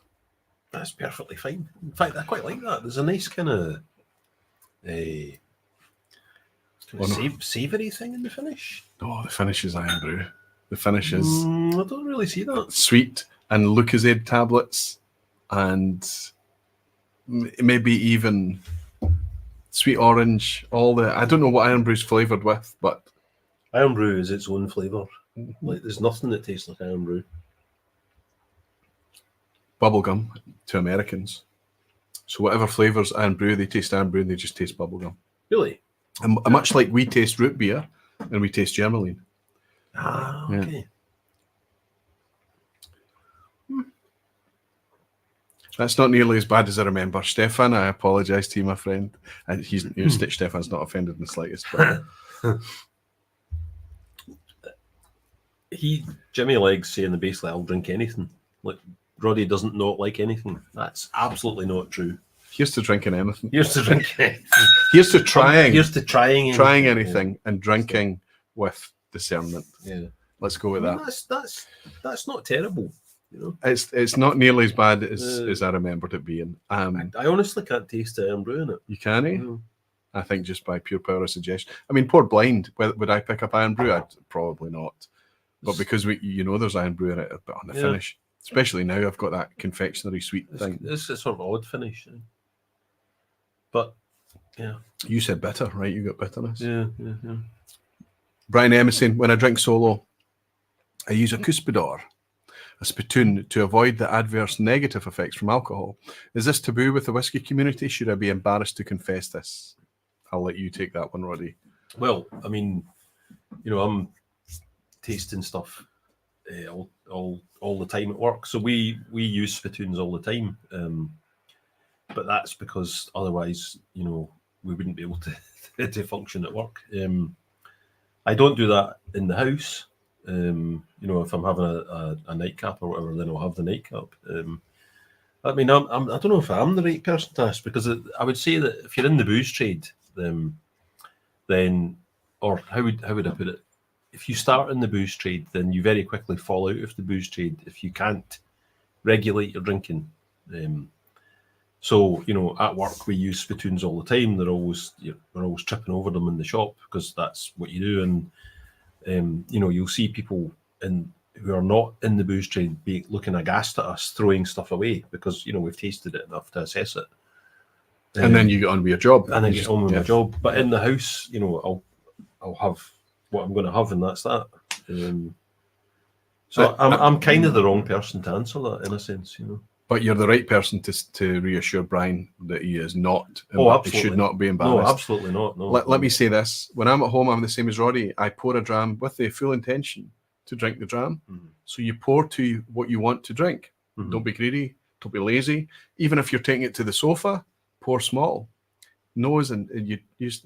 If you have to go off to top it up again off the sofa, and your laziness outperforms your desire to have another dram, then it's probably a good thing. Right. If you end up with the whiskey left in the glass at the end of the night, and either later that night or the next morning you have to throw it away, that's your spittoon. Yeah. Don't pressure yourself. If you got a festival, a tasting, an event, the whiskey club, Robert comes up to clear up the glass at the end of the night. Are these finished? Are these finished? The reason he's asking the question is there's whiskey left in the glasses. Mm-hmm. Most people, that's their spittoon. You need to regulate what you're drinking is. Mm-hmm. Drunk is not a good look in any direction ever. You need, and it affects everybody differently. Yeah. It's just we have to. Whiskey helps us slow down if we listen to it. It helps us be contemplative. It helps us enjoy alcohol, I believe, in a potentially more responsible way, but everybody is different with it. Mm-hmm. If we are in company where somebody's made to feel embarrassed because they're leaving something or because they're using a spittoon, I think that's wrong company, I would have to say. I would say, and this is actually a really good point now that I think about it. The whiskey industry probably has a wee bit of a way to go in this because I've been working in the booze trade for a quarter century, and you see different things. The wine trade is very, very good at making sure that at events there are plenty of spittoons, and I'd say this, in whiskey there are well-run festivals, like for example. Glasgow, the whiskey show in London, or Glasgow's whiskey, where there's plenty of spittoons. But I've been to lots and lots of whiskey trade events where I've had to chin the organisers to find us spittoons, and they're scrabbling around to find ice buckets and whatever. I can see the argument if you're at a currency type event where you're handing over tokens or cash for drams, then spittoons probably doesn't occur to that. But if you're at a free pour event like Glasgow, then spittoons should be an absolute prerequisite. Mm-hmm. They have to. Glasgow's good that way. Glasgow's a very well run. But I have been at other festivals where you have to find the one spittoon in the corner, or just find a way to discreetly throw it in or something. Yeah. But a plant, the yucca plant gets a dram. I would say that the whiskey trade's maybe a wee bit behind in that respect, but it's absolutely the case that if you want to taste it and you don't want the effect of the alcohol, then get it. Yeah, get it spat. Talking about tasting it. So I've nosed these a lot, and I've had a sip of the orange one. So we've got Ewan, Olga. Let's see if I remember everyone tonight. Robert, Graham, and Seb, all sipping these. These are my pours. What we've got is 2 blended malt whiskies plus my random. I think my random blend stands out like a naked man with his hair on fire. Oh. I think, but that's because I know it. Well, this is, it comes back to that point I was trying to make not very well about a blender knows they're constantly tasting it. Your thing that you're constantly adding to, you'll constantly be. You're probably, I know you're very active in whiskey and you're constantly inspecting and tasting new things, and you're constantly. At events and so on. You're being careful with the language there after the spittoon chat. Right.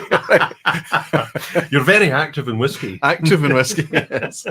I was so active in whiskey the other night that I couldn't go to work the next day. That's right. Why are you not here, Roy? Why are you not here? I was very active last night. Let me say, just to pick up on this, because I when I first threw it together, I tasted a wee drop. Mm-hmm. And then I think before I went on holiday, I tasted a wee bit. And then I just forgot about it. Then I came back and I tasted a wee bit. And for this, for drawing the big, I drew quite a decent sample for this experiment. This bottle was filled up quite a bit because most of the people sipping got 5 CLs. Mm-hmm. One of you only got 3 CLs. It was based on sample bottle stock. So there was quite a lot of it. That's the most I've tasted it. Right. So there hasn't been a lot of familiarization. The reason I think I can pick it out is maybe because I'm familiar with it, but also because I feel like, in fact, no, I'm not going to say any more because we're going to ask the folk. Mm-hmm. We're going to ask the folk what they think. Is there anything here that is undrinkable? Is there anything here that is challenging? I am tasting this order. Orange, green, and blue. That's fine. That's what I did as well. Orange, green, and blue. I've got, for me, there is a strong favourite, and it isn't even close, but I know why for me.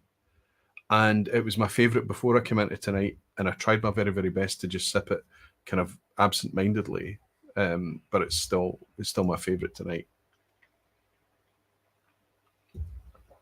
And I'll continue to keep sipping them in. That I think immediately you would have picked it out. There is nothing here that's undrinkable, right? Absolutely. I think I recognise one of these whiskies. Oh, do you now? I mean, I'm usually wrong when I say that. No, 9 times out of 10, I'm wrong, but no, he's usually right when he says that. Jimmy's saying, I have an Aquavita golf shirt, like the one you're wearing now, still in plastic. Yeah, I kind of want to see which whiskey Seb is saying blue about. Okay. Oh, no, he's talking about the blue whiskey. Sorry, I thought you were... The blue colour. I thought Seb was talking about a blue flavour note.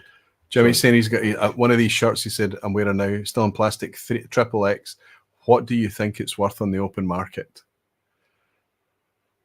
I don't even think it's worth the postage. However, what I will say is that because all the big sizes sold out early, The most common, I don't have any shirts for sale right now. They're all gone for a long time, and merch is a big problem for me. However, XXX, Jimmy, you're going to get loads of people that are interested in that. Bring it back home. Bring it back to Scotland, and we might find somebody who's interested in a 3X shirt, and I'll buy you significantly tasty drams in exchange for it. So Seb is saying that he's coming back to the blue.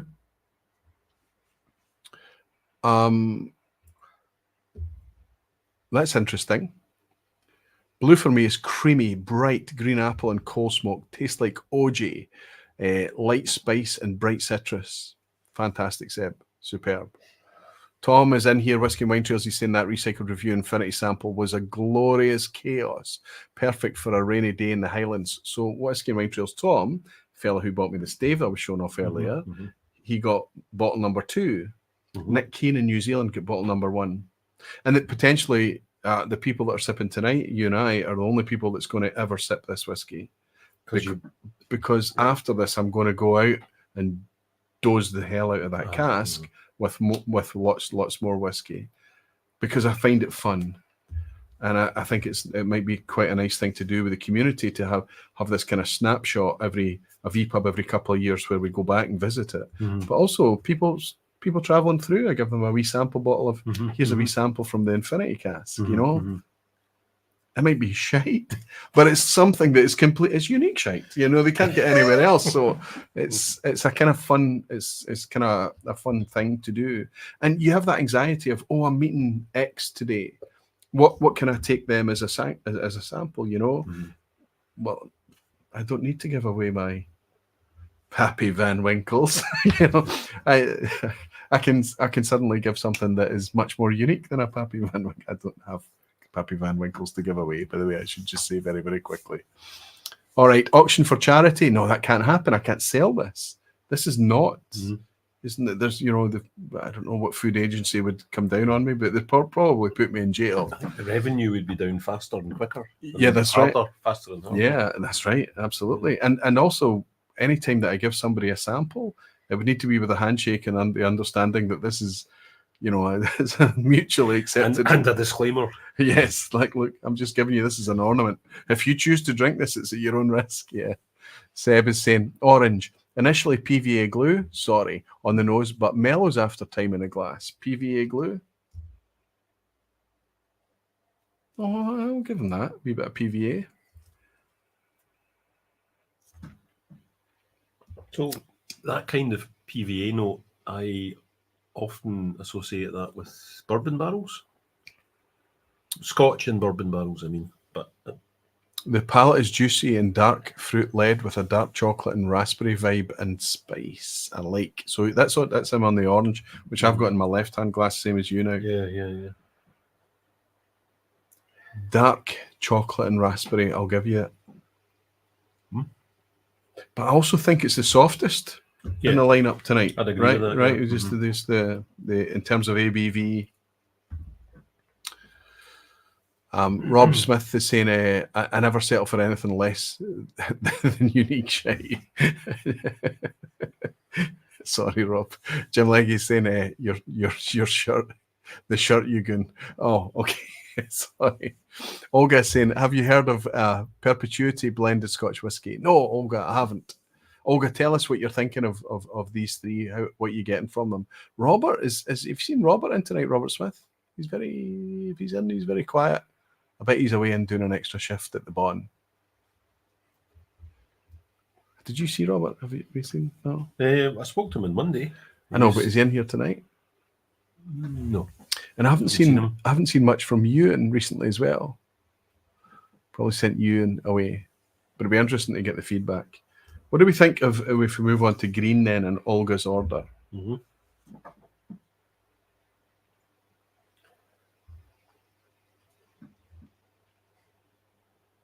Right. That's the first time I've been reminded that we're drinking peaty whiskies, which is crazy. They're very, very potently peaty, I think. But you know that way that you quickly sip past the peat? It's almost like your brain is like, oh, peat, and then it just cancels and it's sipping other things. But that there's an overt...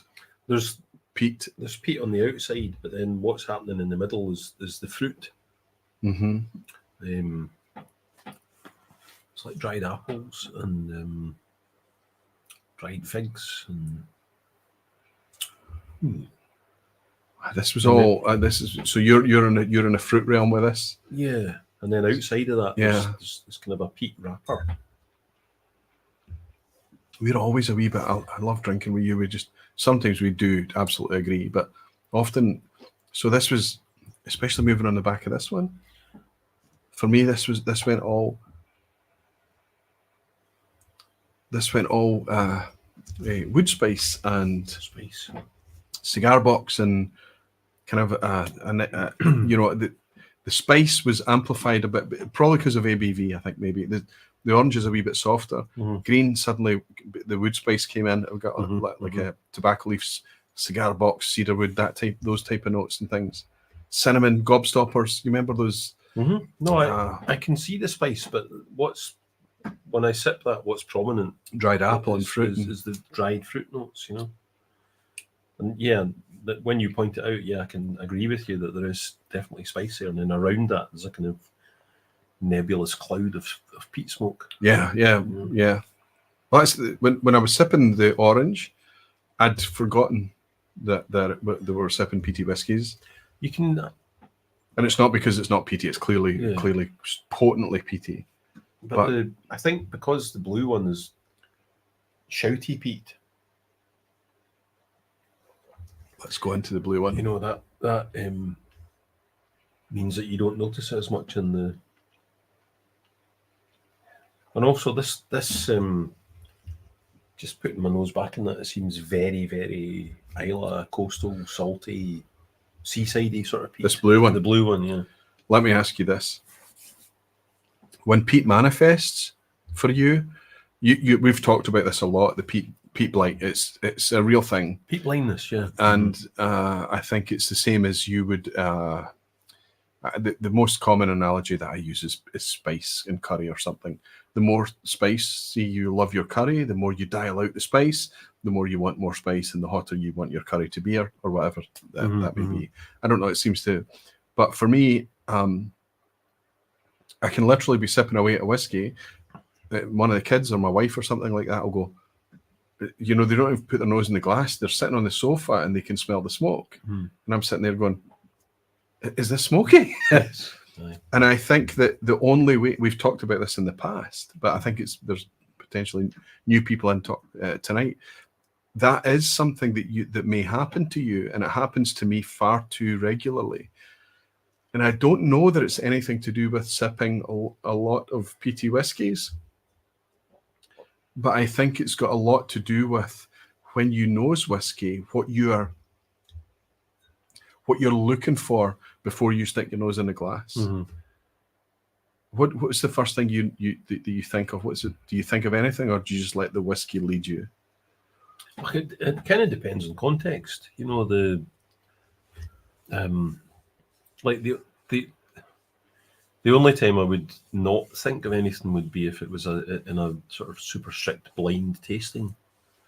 Where you're trying to. There's nearly always some context. Like, you know, if you're tasting samples with a view to whether we should list them or not, then you're summoning to mind your mental model of the particular distillery or brand to see how it matches it. And also, which is the magic of why it should be blind, right? Yeah. You know, and if you're at the club, then you'll maybe nose the drams, and then it's the contrast.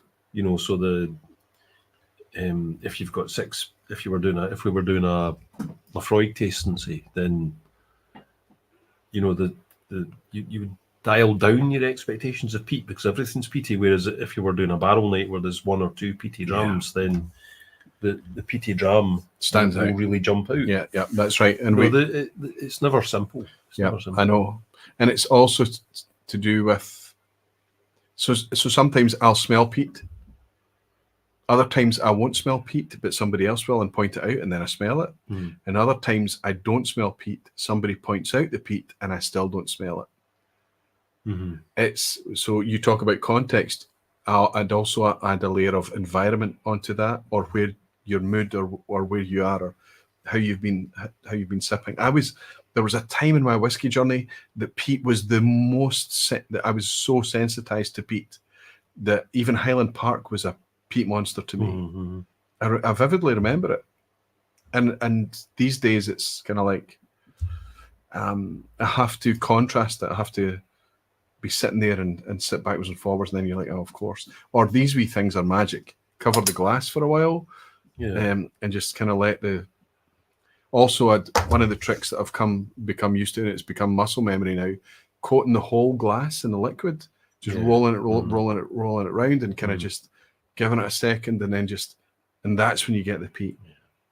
Or once you've sipped and there's nothing left or very tiny amount left, covering it or leaving it open, that smoke prevails, right? Mm-hmm. So you also the empty glass reveals the age of the whiskey, I think. Okay, this is cool. Wow. I don't know. It's just I know exactly what you're talking about. An empty glass that's contained old whiskey smells. It's got a very distinctive smell that's of old oak or something. You know, and I'm sorry for the folks tuning in that have not been drinking his whiskey as long as Roddy. Back to the days when it was affordable. It's not a useful thing, but it definitely. Old whiskey leaves a different aroma in the glass than young whiskey. And hopefully if you're around whiskey for long enough, you'll find yourself in environments or company or places where people will share old whiskies, whatever they may be, old grains or old malts or whatever, and you will savor them and you will immediately get what you're talking about there. There's no cheat for that. There's no shortcut for that, right? There's also a thing that you go if you're, as we are doing, if you pay attention to what you're drinking because you're interested in the flavour, then you will see that you go through phases of noticing things more and then the same thing not noticing. Or you'll go through phases where you can't help but have some kind of weird response to specific things. Like I went through a phase which was the weirdest thing. For 6 months, every single Chardonnay that I tasted of bananas. I don't know why. See, I think that's got so much to do with the chemistry of our own. Yeah, it's something to do with what your body's doing, you know. And I think maybe you're going through a phase just now where you're just less sensitive to peat. I think that's true. Unfortunately, it's been about 4 years. And I remember a time when we first moved into this house, and I blamed the house for it, the environment, where I was getting a very, very specific, weird, and I'm not even going to try and describe it now because it's something I've become to enjoy in whiskey. But everything I tried, it was tasting weird. And I think it was down to kind of anxieties and moving house and upset and upheaval, different environments and all of that thing. All of the whiskies were tasting different. When I traveled to Spain, even whiskies that are very, very familiar to me, if I sip them in Spain in the warmer weather with the different levels of humidity or whatever it may be, they taste completely different. They taste completely different. Brian M is saying, when I go out with friends, I drink whiskey normally, but when I'm alone chasing flavour, I use a spittoon. I ask about this. Okay, did I pick on that one? I didn't. No. Okay, he does use a spittoon. Sorry. Yeah. He said, I ask about this because I rarely hear this topic broached on whiskey enthusiast channels. The previous one, yeah. So I would say that we don't talk about spittoons a lot, but the way I would make this, if you're going to go to a whiskey the Glasgow Whiskey Club is regularly 7 or 8 drams of an evening. Okay. There are some of us who can spend 3 hours. 3 hours, I think, is normal, getting through 8 drams and function and be okay and things like that. You know, no judgment. But the typical pattern for the Whiskey Club is for some of the drams to be left. Yeah. And there's often a case where you look at somebody's mat, potentially mine, where there's a little bit left in every dram because you want to go back and nose and maybe potentially taste again. But sometimes by that time, the social element of the whiskey club's kicked off.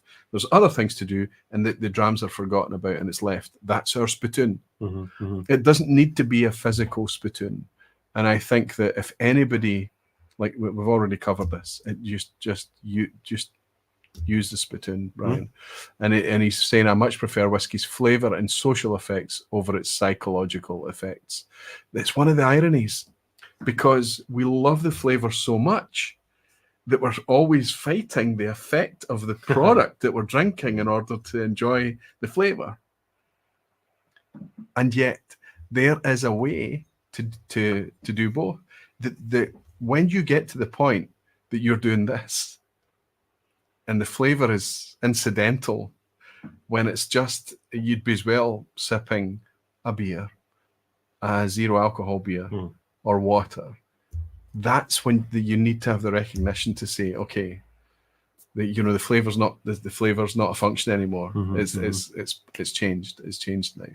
I know that sounds really preachy, and I know that, like I say, it's different for everyone. We all need to work out our own kind of way to navigate through this. How many drams are we having tonight? We had 2, then 3. We started with a dram.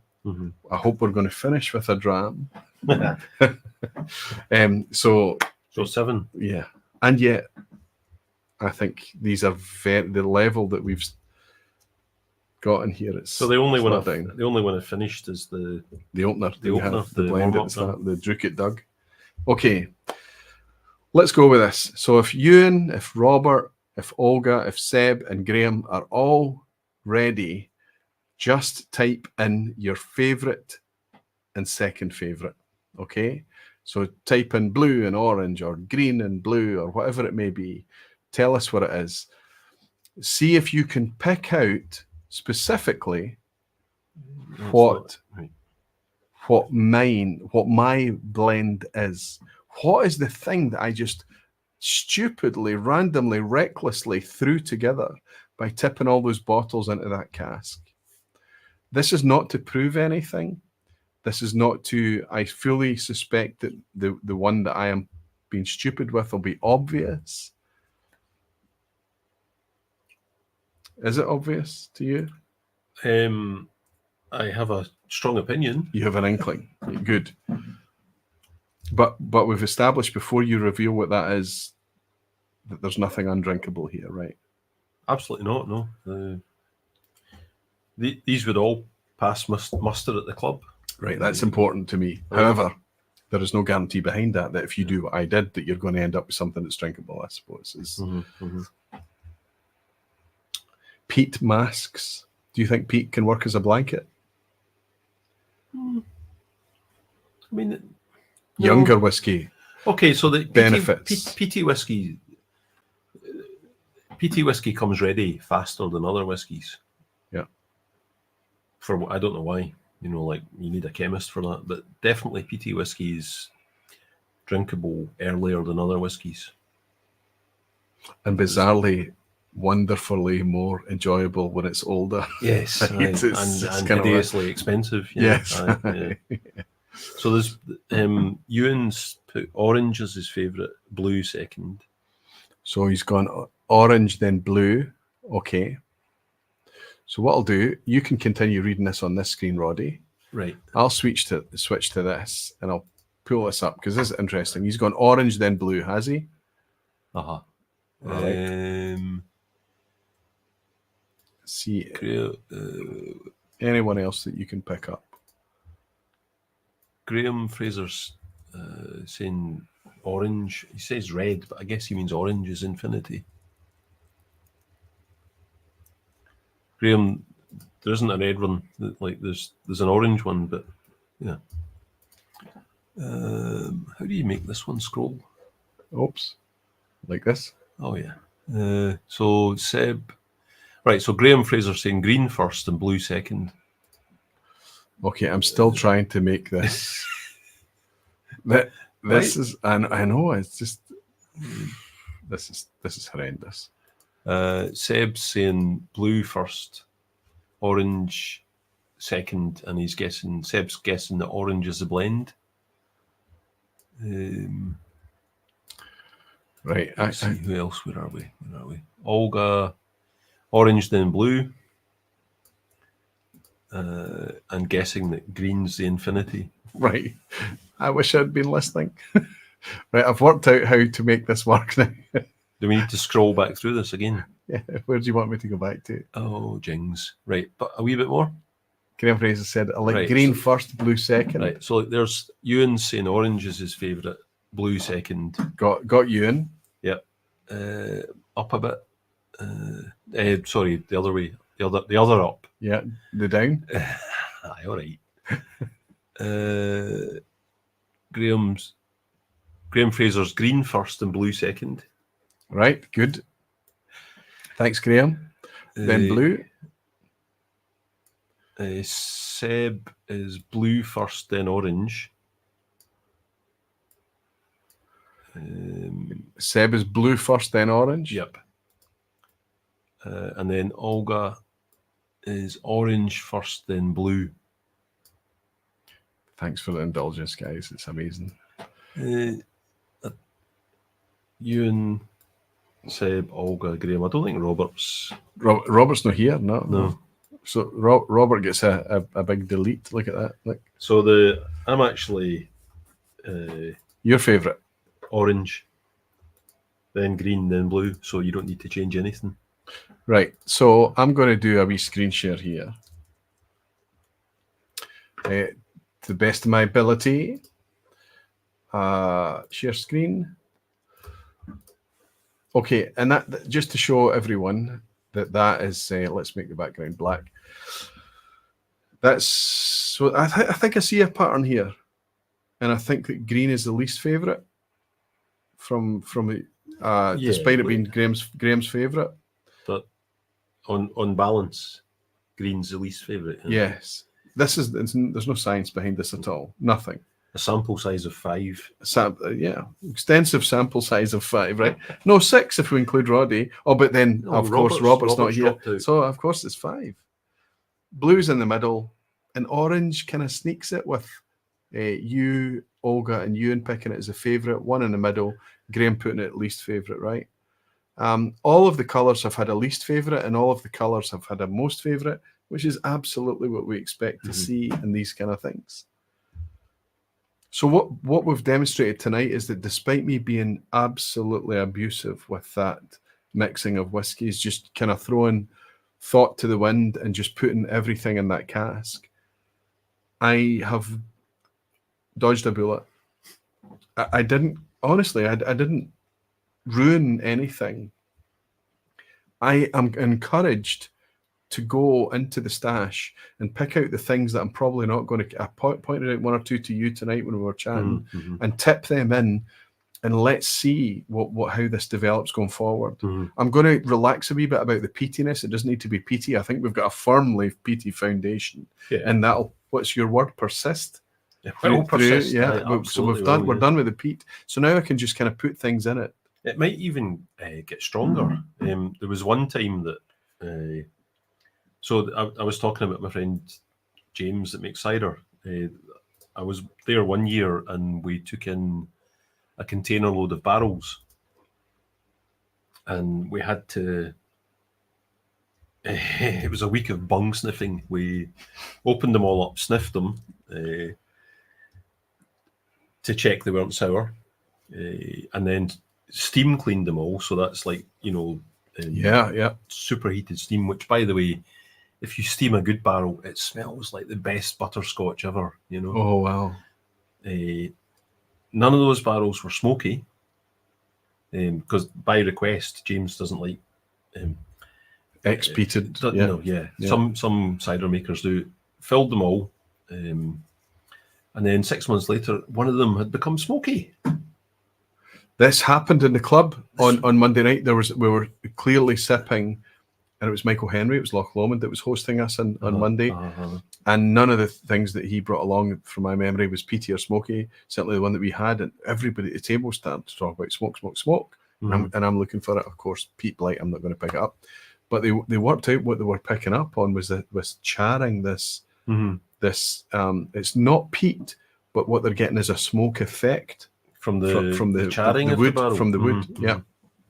Which kind of, you think about it, makes sense. So you're not guaranteed that when you do things to the barrel that the smokiness won't. Yeah.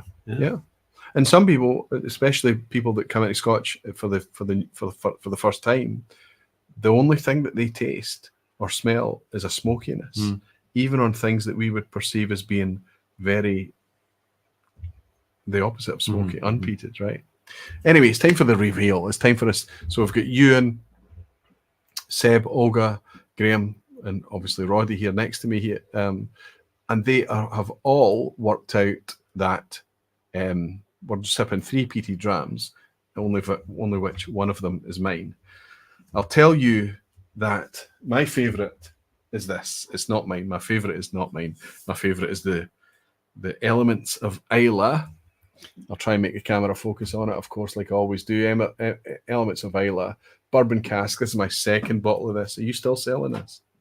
Yes, we are. I don't know if we've specifically got it in stock just now, but we do. This is creamy peat to me. I thought this was Big Pete. Wow, this is blue. Elements of Islay is the blue one. I put the blue dot on underneath here. So I was wrong about that. Creamy peat. Interestingly, tonight in the lineup, I also felt it was the hottest in terms of ABV. 54.5% ABV. When I was sipping these and picking these to go alongside mine, I tried to pick a set that would taste similar on ABV, but clearly tonight I think this is the one with the most ABV, and I say that in a positive way. You know, the ABV is expressing itself tonight, I think. Perhaps it's the youngest of the whiskies. No idea. I think it's unlikely for it to be younger than mine. The next one, yes, you're quite right. The next one, green. This is yours, yeah. Is the one that suddenly expressed itself as bringing smoke, which is weird because sipping it on the back of mine, it was just the contrast between the two. Is McNair's Limerick, a peaty blended malt from the team up at Glenallachie. Very popular whiskey. Lots of people loving this stuff just now. I think fairly priced, 50 quid ballpark, somewhere of that order. 46% ABV. Under that, That was the green. My bottle tonight, the ones that I soaked clean out the cask. Well done. Is the orange. Yeah. Well done. Well done for having the dexterity and physical capability of taking a bottle and tipping it into a cask, because that's what we're talking about. Delicious. Well, I suppose that there's an unexpected takeaway tonight, that it is possible. It's unlikely, I'll be honest. I mean, it's my favourite, you know. It's you. Oh, you did. You picked it as your favourite. And there was what was? I didn't. I'm looking for a handshake here. Thank you. I really. But also, where's your wee chart gone? There was 3 of us picked it. Yeah. So I can do a wee screen share again, just to let folks see that. So yeah, that Infinity cask in the garage. Graham Fraser, who isn't a pal of mine anyway, right? We are not friends. I never liked him. That's right. I never liked the boy. Love you, big guy. He's got far too many books. That's right. He's got far too many. He's got far too much knowledge about whiskey. I know, it's annoying. Far too many years' experience. I don't like to be corrected. Yeah. So Seb put it second place. We need to negotiate a friendship going forward now, Seb. But Ewan, he's always been my pal. Yeah, lovely great man. Guy. I mean, great lovely guy. man. Great guy. So suave and dapper as well. Have you ever seen the way of the subtle details of? He's such a guy. Olga. Oh, what a wonderful person Olga is. Which is just so lovely. It's just so lovely. Olga, there's extra hugs next time that we have. And Roddy. But I think, honestly speaking, all joking aside, the takeaway is that there's not my favourite. I'll be honest with you. My favourite, my own blend was my least favourite tonight. My favourite is the blue, just so thick and creamy. See, the ABV helps it. You're saying thick and creamy. I find this quite bolshy. This I don't like. None of these have got an age statement, I guess. Oh no, well, the McNair's does. McNair's is 12 years old. Yeah. The elements seems only just mature to me. And it'll be because it's in contrast to the other two. But look, listen. There was some of. Did you see what went into my infinity cask? No. I put a half a bottle of very old single cask Glendronach. Oh, jings. Sherry cask into it. Listen, I've kept a wee nip. I've got some down there. I'll let you taste it after the vPub. It deserved to go into an infinity cask. It smells like old whiskey. It's got that old thing. Like these empty glasses in the morning, they'll be doing that thing I was talking about, that old whiskey smell. The only thing I avoided, and it's the only thing I've avoided on every single mix home blend. You've touched on it several points throughout tonight. Everything that went into this, everything that went into my infinity bottles, everything that went into that cask that's in the garage. No shite went in. Put shite in, get shite out. Yep. So mix whiskies that you are falling out of favour with, mix whiskies that you love and you want to endure as an infinity project or something. Don't, if you are going to mix things that you hate, things that are difficult to drink for you, only mix things that are the same together, because you're not losing anything then.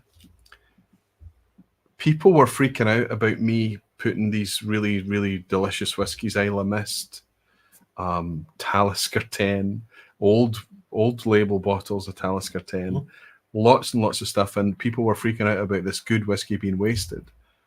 It's that idea that what about the concept of me turning that recycled cask into an infinity cask, into something that is, as long as I put only good whiskies in that, when I give it to you as a wee gift, when I sip it and tell you it's getting on okay, when I use it in a project like this and everybody's having a nice time with it, then everybody except Graham Fraser. Okay, we need to remember this.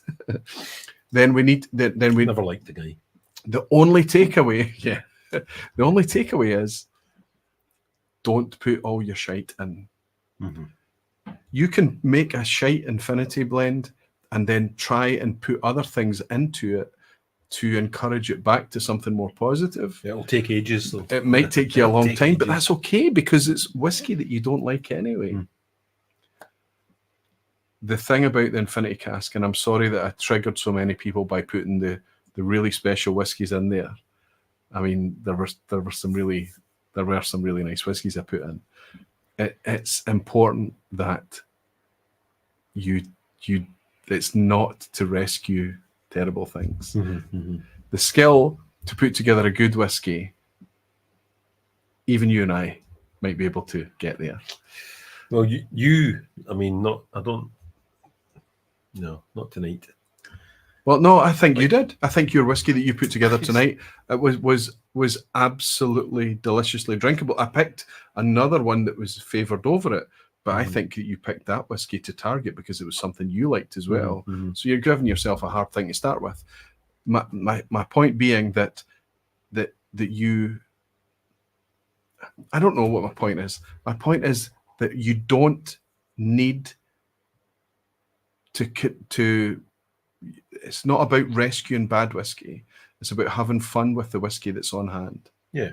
It's about making, stepping into the shoes of being that blender, of that role of kind of, whatever your daily 9-to-5 grind is and things, to just say, oh, well, what, I've got all this whiskey on hand. What can I do with this whiskey?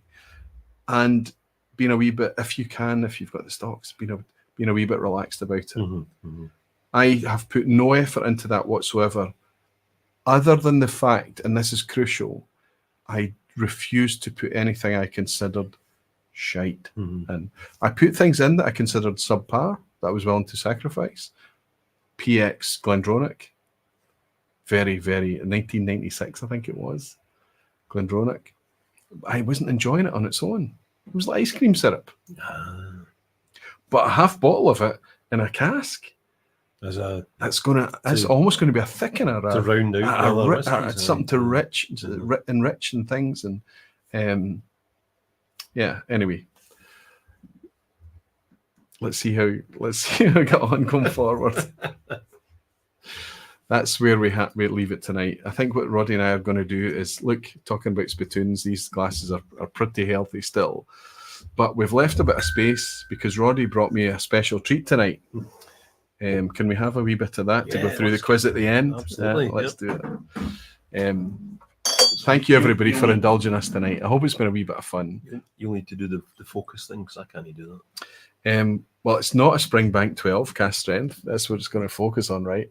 It's not, but you can see here that he's put a wee strip across to say it's KK17.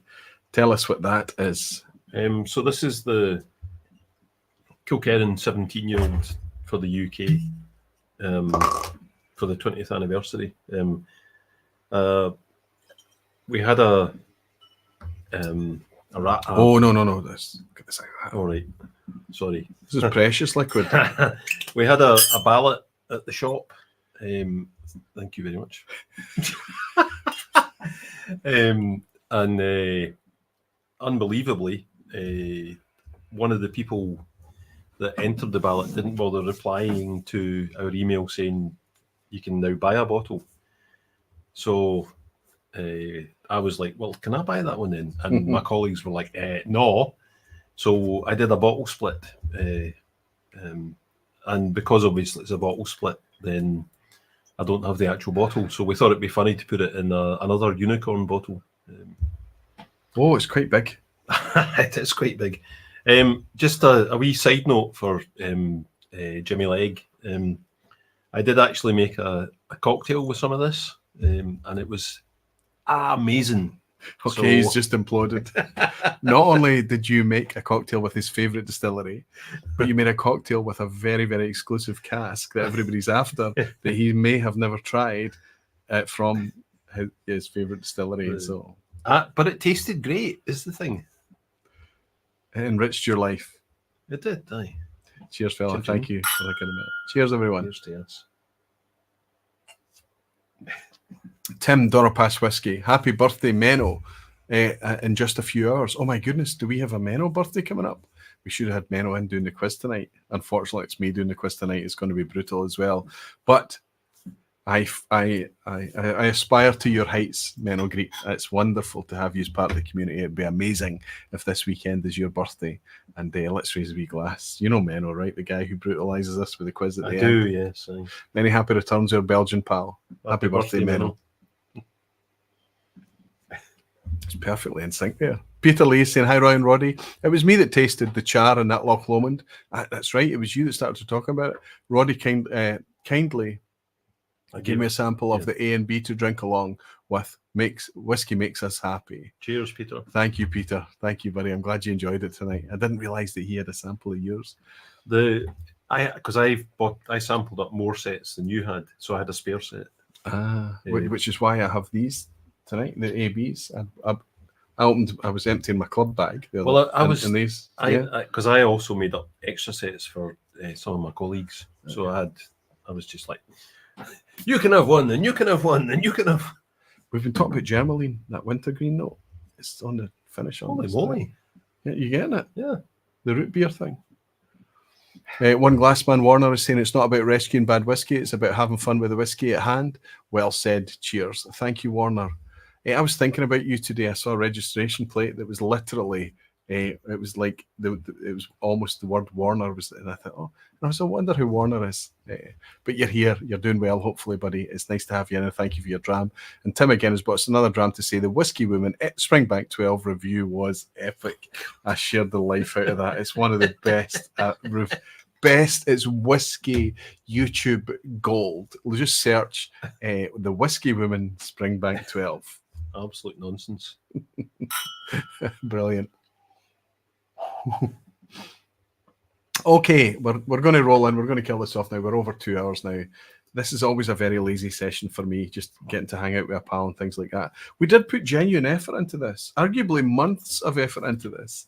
Whether we did it justice tonight or not, I don't know. But I guess it was quite good, actually, that I got knocked back in May because it gave me longer to think about it, and longer to muck about with the liquid. I mean, I failed in the end because of the stupid.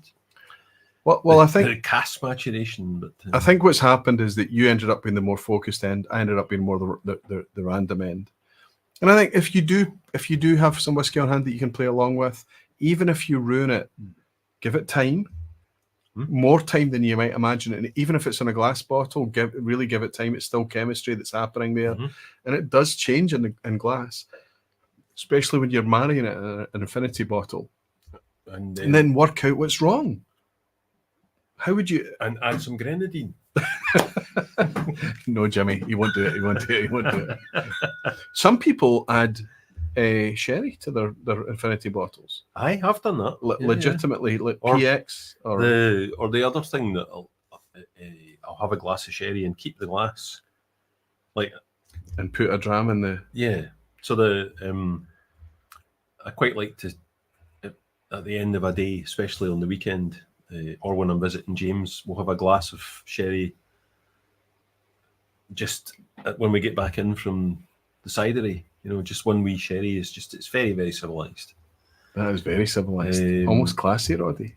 It's almost classy. Almost classy. Yeah. But you're still Glaswegian. Oh, yeah. So you're not allowed to be classy. No. But if you keep the glass, so it can be an empty glass, but that sherry's a strong enough flavour that it will just round out your whiskey and give it it's stuck to the glass. Right? It coats the glass. Yeah. Fascinating. And by the way, I know that this is, it's controversial. If it was like making product and making whiskey and things like that, it would be controversial. But we're talking about having fun at home. It's nothing to do with definitions and purity and all of these great things. Danny Hebington's brought us a dram to say it's great watching you and Roddy bounce off each other. Great to watch as usual. No bless for me tonight. I'm tucking into your Loch Lomond 12 and 14 for the first time. You know how to pick them, Mr. Duff. Danny, tell us all what your favourite is between the two. Thank you very much for picking up a couple of those. You've only tried one of those, haven't you? I think I don't know if you have tried any yet. We might need to fix that if we've got time a wee bit later. Thank you, Danny. Thank you, buddy. I'm glad you're enjoying them. Thanks to Tim. Thanks to One Glass Man Warner. Thanks to Peter Lee and Danny Hebington. Cheers. And happy birthday, Menno. My goodness. You'll stay, you, Menno. Right, let's get the quiz on the way. I would like to tell you all that it's a good quiz. We can all celebrate and have 10 out of 10, but no, it's brutal. I know it's brutal because I started to do the quiz earlier in the week. I've got a lot on this week. I was trying to prep in advance. Sat down today, looked at the quiz, and I went, oh my goodness, what have you done, Roy? But I had no time to do anything about it, so we're going to go with it. I apologize in advance. I will lose subscribers. I'll lose patrons. I'll lose friends by the minute. But as soon as I try to put together an easy quiz, I've lost the battle, really. Come on. Here it is. The quiz at the end. Very best of luck for everyone. Roddy, the pass mark is not 5 out of 10 tonight. The pass mark for everyone that wants to play along is 5 out of 10. The pass mark for the people who want to play a serious quiz is to beat or match Roddy. Oh, jeez. That's the pass mark. All right. No pressure then. Buddy, it's hard. It's not easy. It's not easy. And I didn't do these questions because I knew it was going to be you here. It was just regular quiz questions. But in revising them today, I have to say I realized that these were tough. If it was me playing this quiz, I would not want to play along. I would take a 5 out of 10 tonight. Maybe I'd get a 6. Yeah, I'd be confident, but I'd be happy with a pass mark. Good luck, everybody. You're only playing against yourself, as always. I'm counting on my fingers. No problem. And we don't need the ABC because it's just you. That's so I can just see it. You can just when I not immediately, but when I ask you to see it, so that you're not leading folk right. And I've not to look at the chat. It doesn't matter. You know the rules of the vPub quiz at the end. Aye. You can lean on the crowd, but there are banana skins and ass hats that are there to, and it doesn't matter if it's a collaborative thing and you get a good score leaning on everyone else. So I can lean on the crowd, is what you're saying? Yes, absolutely. Yes. If you choose to. Right, That's what it's all about. That's what it's all about. Question 1. Good luck, everyone. Which of these Speyside distilleries is operating in Dufftown, Scotland's modern whiskey capital? I'm only saying whiskey capital because they advertise it as such if you should visit. They used to talk about 7 stills on 7 hills. There's only 6 now, though, I think. Yeah. But I'm going to ask, which of these Speyside distilleries is operating in Dufftown, Scotland's modern whiskey capital? Is it A, Mortlach, B, Pitty or C, Glendullan? Which of these Speyside distilleries is operating in Dufftown, Scotland's modern whiskey capital? Is Glendullan shot?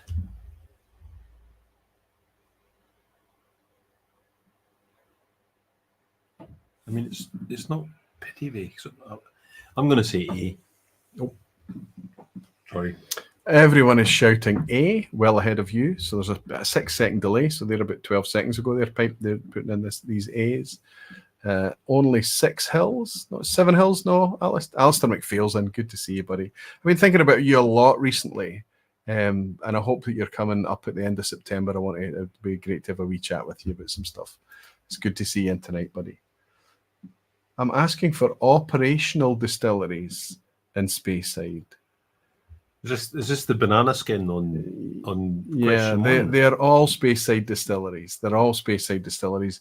Pitty is a Speyside distillery, but it's no longer operational. Yeah. So it's closed. It was bolted on at the side of Dufftown Distillery. Dufftown Distillery, wasn't it? Yeah, they were. Yep, but now it's gone. Sorry. Yeah. Now. I'll keep the mouse depressed for a wee bit longer. Go. You go up to where Dufftown is, and you look at the car park, and they're like, "That's where Pitty used to be." There was a tent bolted onto the side. Apparently, I never saw it, but a temporary erection. Yeah. Mortlach. All right, so it's either you can say A or C and you get a point. The reason there's a banana skin is the opening question to the quiz at the end is often all are correct answers. So everybody goes home with a point. Right, nobody gets a donut. But tonight there's a banana skin because there was one. Because Pitty is a Dufftown distillery, but it's long closed. In the 1990s it closed. Question 2. At which of these Diageo distilleries might you find a striding man statue as part of their Johnny Walker 4 Corners concept? Where would you find the wee variously painted, brightly coloured striding man? A, Cardew in Speyside, B, Glenord in the Highlands, or C, Oban in the Western Highlands? Where could you find a 4 Corners striding man? I'm desperate for a pee. I'm going to hang on. I'm not going to. I don't know how to work this thing. I mean, I know you're clicking buttons, but I would click the wrong buttons. Don't worry. Right, the last time I was at Oban, there wasn't a striding man. I'm going to go A. Cardew says Roddy, and I have to say most of the wonderful, knowledgeable whiskey folk in the lounge are agreeing that it's Cardew. Absolutely spot on. 2 for 2. Glenord has a brand new visitor centre, all very swish, but it's nothing to do with the 4 Corners. And Oban has Oban's quite restricted by what it can actually been there for a wee while. So. And yeah, you're right. There's no space. Yeah, can he grow? Can he expand? Question 3: which of these brands bears a year on every bottle, which actually refers to a lost distillery? Don't. So I'm going to give you 3 options here, and the bottle branding states a founding year that does not refer to the brand. It refers to a lost distillery. A, Tobermory, B, Glenlivet, or C, Loch Lomond. Any of those what you expected? Yeah. Good man. Lots and lots and lots of 2 out of 2s. Where's Roy in Norway? Fantastic. Make a dram decision. 2, Desi Vleeland in the Netherlands. Desi, so good to see you as always. Jimmy Legg on a 2 out of 2. Orange Wheel Rule, good to see you. Tom Elmer is in. Tom is in Alaska. Tom, that is you. Yeah, Alaska, yeah. Ginger Genius on a 2, Danny Hebbins on 2, Steve Atkins, loads and loads and loads of people on 2 out of 2. Fantastic. Brian has bought me another dram. You're being far too generous tonight, Brian.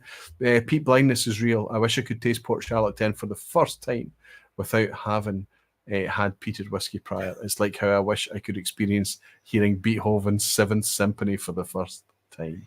But then, like, do you not think, Brian, that you listen to Beethoven over and over and over, and then you appreciate? Like, I think the first time you hear something is great, but then if you've heard it 100 times and then you hear it, yeah, first time is impact, and then it's appreciation. Maybe that's also true with a whiskey that you know well. You know, like like a heavily sherry Glendronach. You know, you taste a lot of them, and then there's nuance to it. You know. Yeah. But novelty is also great. I'm going to say C for that. I often wish I could relive. So when I hear somebody that's just in for the first time, and I'm like, oh, there's a wee lick of jealousy. It's like the excitement, the discovery ahead for you is going to be, and there's no shame. You know, oh, I remember the first time I ever sipped that. And if you find yourself in company where they look at you through narrow eyes and judge you, you're in the wrong company. They should all remember vividly the journeys, the steps that they took. The first time I ever tasted old grain whiskey, it just orgasmic, right? It was delicious, but also it was so bamboozling. You know, because I tasted quite a lot of malts, but so different. Yeah, I'd had like maybe this is 20 years ago, so it'd be like Cameron Brig, you know, the old what's now Hague Club. Yeah. Before bottling, single grain was a thing, probably. Yeah. Yeah, but that was a whiskey broker bottling from the early 2000s. It was a 43-year-old Invergordon, which would have been corn, maybe as well. Invergordon back in the day, 43 years before then. No, maybe not. I don't know. That would have been distilled in the 60s. Yeah, or 50s even. Absolutely bamboozled me. Amazing. I mean, anyway, I'm going to go C for this question. For Loch Lomond? Yeah. Why? What year do they have in a bottle? It's like the distillery's not even the Lost distillery is not even on the same side of the loch. Loch Lomond put 1814 because the original Loch Lomond distillery was 1814. Aye. But New Loch Lomond is a 1965 construction. Tobermory 1798 they put on the bottle. They are genuinely founded in 1798. Arguable. Glenlivet put 1824 on the bottle, but no, that was two farm distilleries down the road from Minmore Distillery. In 1859 they moved to Minmore. So B or C would be correct answers for this one. The Tobermory is legitimately 1798. That's the Glenlivet and Loch Lomond are the ones that put ever so slightly misleading, but we don't really care, dates on the bottles. 3 for 3. Good man. The pass mark is getting higher. Be careful with the swagger. I know. It's gonna be, these are the easy ones. So the pass mark is going to be 3. Okay. Question 4. Which of these Campbelltown classics was launched first? A.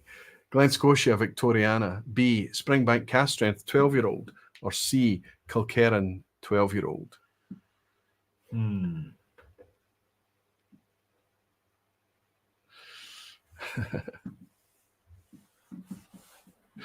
Mike Molasses, bless you, my friend. Oh, for feck's sake, he's saying 2 right answers and I picked the wrong one. That's so sorry. Sugar Kitty St. Toby might have been a banana because of the difference between Lechic and Tobermory. Absolutely spot on, Sugar Kitty, but I was not talking about what they were called or what they were named.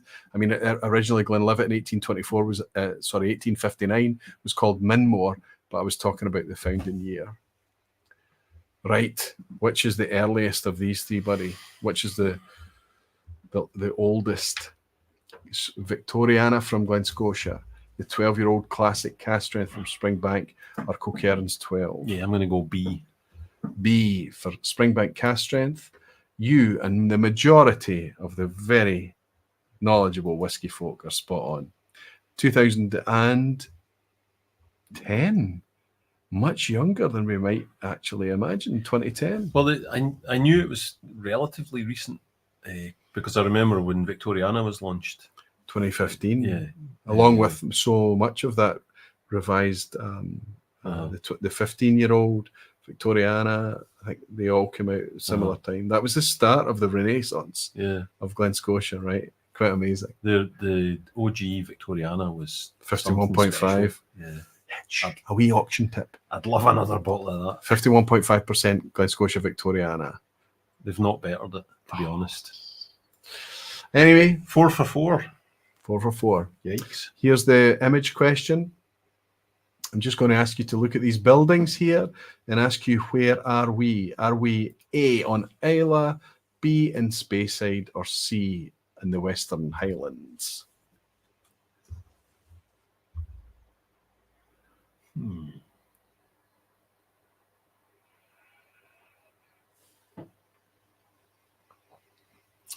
Roddy, this is magnificent. It's great, isn't it? It's magnificent. Yeah. Makes a very good reverse Rob Roy too. I have to say, despite all the support I've had of Roddy and his mixology and his concoctions and stuff, I would not be tempted to put this into a Rob Roy. You're lost, mate. If I had a bottle or two of it, fine, but only a wee dram. No, I would want to enjoy this. This is fantastic. Where are we, Roddy? What are we looking at here? It's a different angle. This is a Graham Fraser picture, so it's a weird angle of it. There's one thing that gives it away in this shot. Nope, no idea. Randomly, I'm going to say B. Speyside. That's a pure guess. It's a red chimney distillery, but it's square, which means it's Lagavulin, which means we're in Islay. Boogery. First time for Roddy to slip up. The famous square red chimney. These pagodas are often hidden. You don't generally associate Lagavulin with pagodas here. This is when you come down the side of the distillery, and these are all these bizarre wee bolt-on buildings. Thank you, Graham, for the. I hope you're playing along with the quiz at the end. I know you're just playing against 9 out of 9 tonight because it's your picture question. But question 6: which distillery has just released its oldest whiskey to date as a 35-year-old? Is it A, Arran, B, Glenallachie, or C, Benromach? Just this week, it released it. There should be a wee dram face emoji here. We shared the news of this. How much do you think a 35-year-old whiskey would be going for in today's market from an official source? £1,500. Fear me. Oh, come on. Anyway, they're celebrating their the oldest whiskey today. Is it A, Arran, B, Glenallachie, or C, Benromach? B. Roddy thinks it's Billy Walker's Glenallachie. Most of the folk, Stevie O, Make a Dram Decision, Chris Pollack, Alan Smith, Glenn B, Olga, Hellswood. Helen, it's the first time I've welcomed you tonight. How are you doing? All correct. Glenallachie, 35 years old. Very pretty bottle. Well, I don't know if it's a pretty bottle or a very pretty photo of a bottle, but £1,497 for the privilege. It's 5 for 6 for me. So the pass mark is 5 now. Pass mark is currently 5. Yep. For anybody that's got 5, they have already made the pass mark. If you want to play the serious game, you're playing against Roddy. Absolutely. Question 7. Only 2 of these Australian... It gets hard now. Only 2 of these Australian distilleries are real. Spot the fake. A. There's an ass. Come on. There is an ass hat here for a reason. Absolutely. Edge of the World Distillery. B. Butt Bay Distillery. Or C. Dusty Barrel Distillery. I know nothing about Australian whiskey. And this is very cruel. So there has to be something.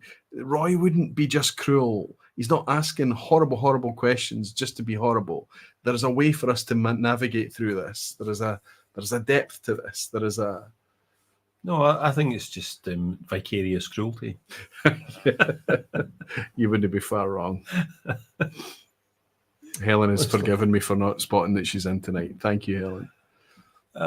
No, in Australia, B has got to be real. You forget about Australia. Think about the vPub. Think about me. Think about the way I think. Think about the way I put questions together, Mike. No, this is an ass hat. Does that help you? It's an ass hat. I know nothing about Australian whiskey. I'm going to go B, just because of the ass hattery. The ass hattery, yes. Edge of the World Distillery is a legitimate Australian distillery. Dusty Barrel Distillery is a legitimate Australian distillery. Fanny's Bay is a legitimate Australian distillery. But Butt Bay, I made up out of utter ass hattery. So I'm on 6 for 7, but purely by luck. That's okay. That's okay. Question 8. According to the Cooper King English Whiskey Map, good luck.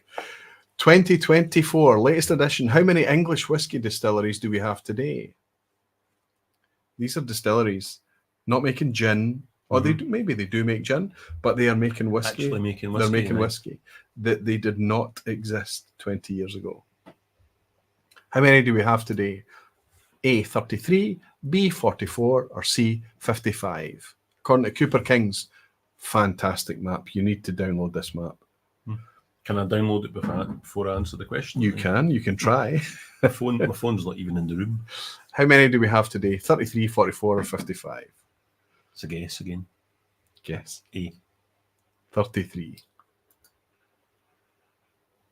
33 English distilleries. I'll give you a wee stat. In the last 2 years, there's been a new English distillery every 7 weeks. Oh, jings. 55. Wowzers. 55 English distilleries. Look at this map. I know it's cropped. There's going to be... The East Midlands are getting a bit of a shift. Look at that. Holy moly. They could do with some... East of England, Norfolk, Suffolk could do with some more distilleries. But generally, you can see that the West is best here. West is best. Look at that, 8 for 8. That's amazing. Yeah. Listen, Rob's already claiming 8 out of 10. He's not optimistic for the next two. Well done, Rob. So there you go. I'm 6 for 8. So there's lots of pass marks already. Yeah, there's lots of. These are knowledgeable folk. Which is why the quiz has to be pretty hard. Question 9. Penultimate. We know that Mortlach distills 2.81 times. I'm not going to ask you to describe the distillation of Mortlach. And that I did ask AI to do it. And it nailed it.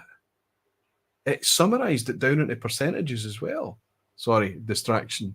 Anyway, it's nothing to do with the distillation at Mortlach.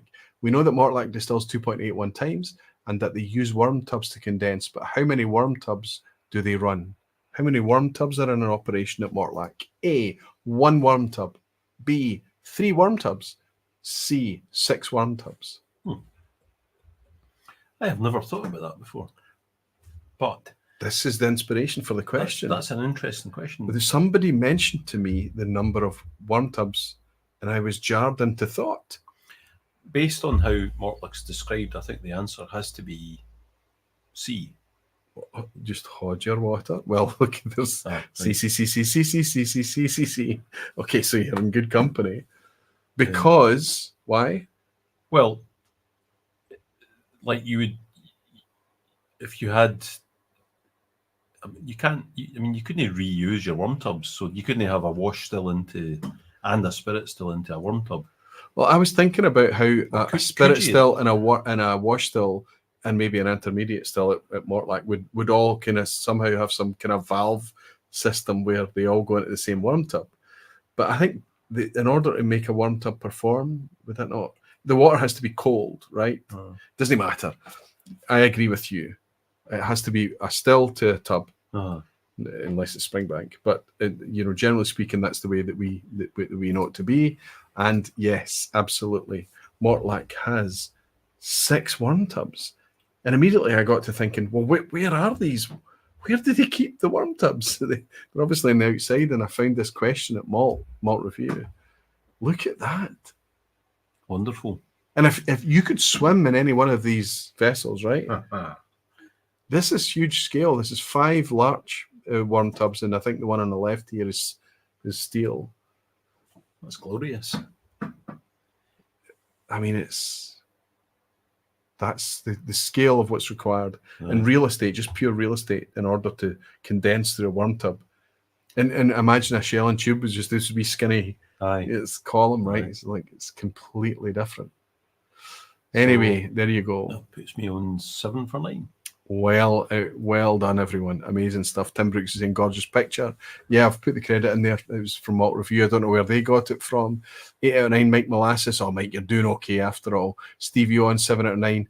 Vasile is in. Good to see Vasile. 8 out of 9. 9 out of 9 for Bruce Bernard. Oh, shite, the pressure is on now. I tell you what, Bruce, if you get 10 out of 10 on this one tonight, buddy, along with Royal Vermeer, any other 9 out of 9s? Ian Bruce, Make a Dram Decision. Hells. Lachlan McKenzie, Hellswood, Peter Box. Oh my goodness, maybe it's been an easy quiz. I've not found it easy. Did you find it easy? I put the question. I'm on 7 for 9. Thought it was hard. Okay, utter ass hattery at the end, like there always is. Good luck, everyone, before we close this thing down for tonight. There are 6 operational Scotch malt distilleries beginning with the letter M. How many are in Speyside? A, all of them. B, two of them. C, all of them except 2. Oh, nuts. There are 6 operational Scottish malt distilleries beginning with the letter M. How many are in Speyside?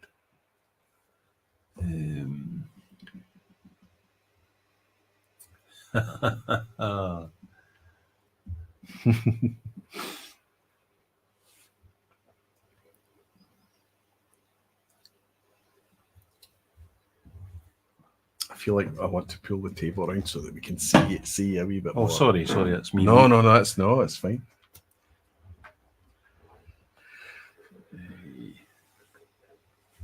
Come on, people, come on.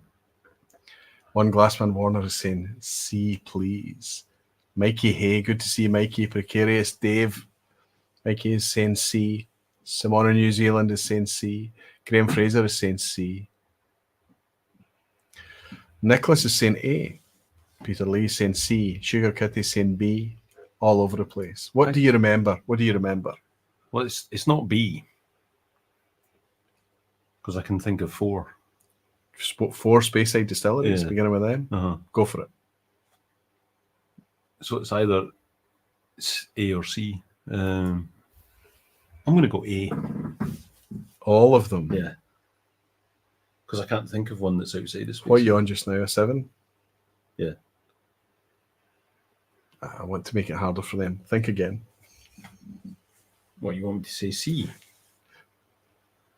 Right, so Mortlach, Miltondach, Manachmore, and I've already forgotten the 4th one that I thought of. The big scary bastard. The biggest brand. Macallan. Macallan, yeah, thank you, yes. Mortlach, Miltondach, Manachmore, Macallan.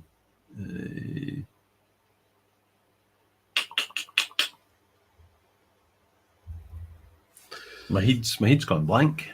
He's Gone Blank is not a distillery, Roddy. No, it's not. But it does start with M. It does start with M.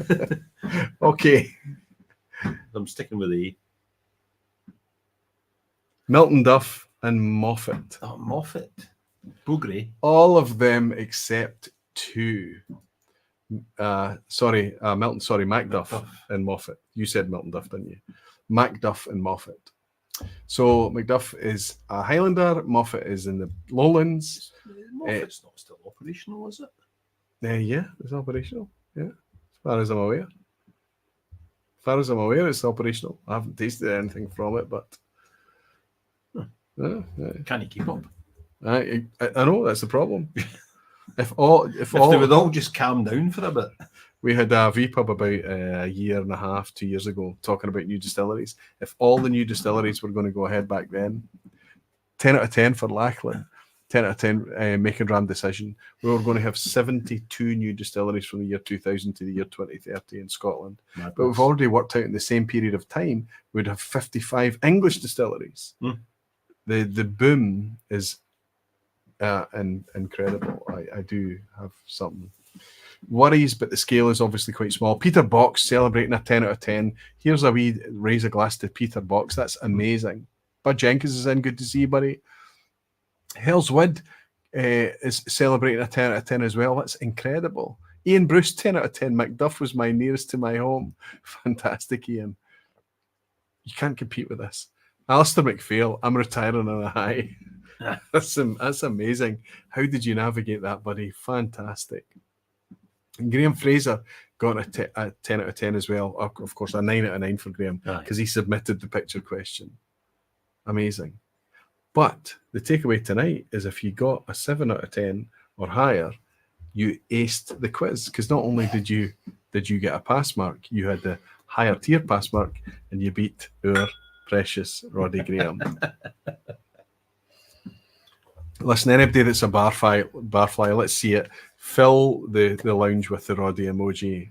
I love hanging out with you. It's almost like an extension of a club night or something. It's like that time I used to treasure when I was found myself sitting next to you at the club. We could chat into the tasting had finished, and I would pick your brains. But often I wouldn't ask anything specific.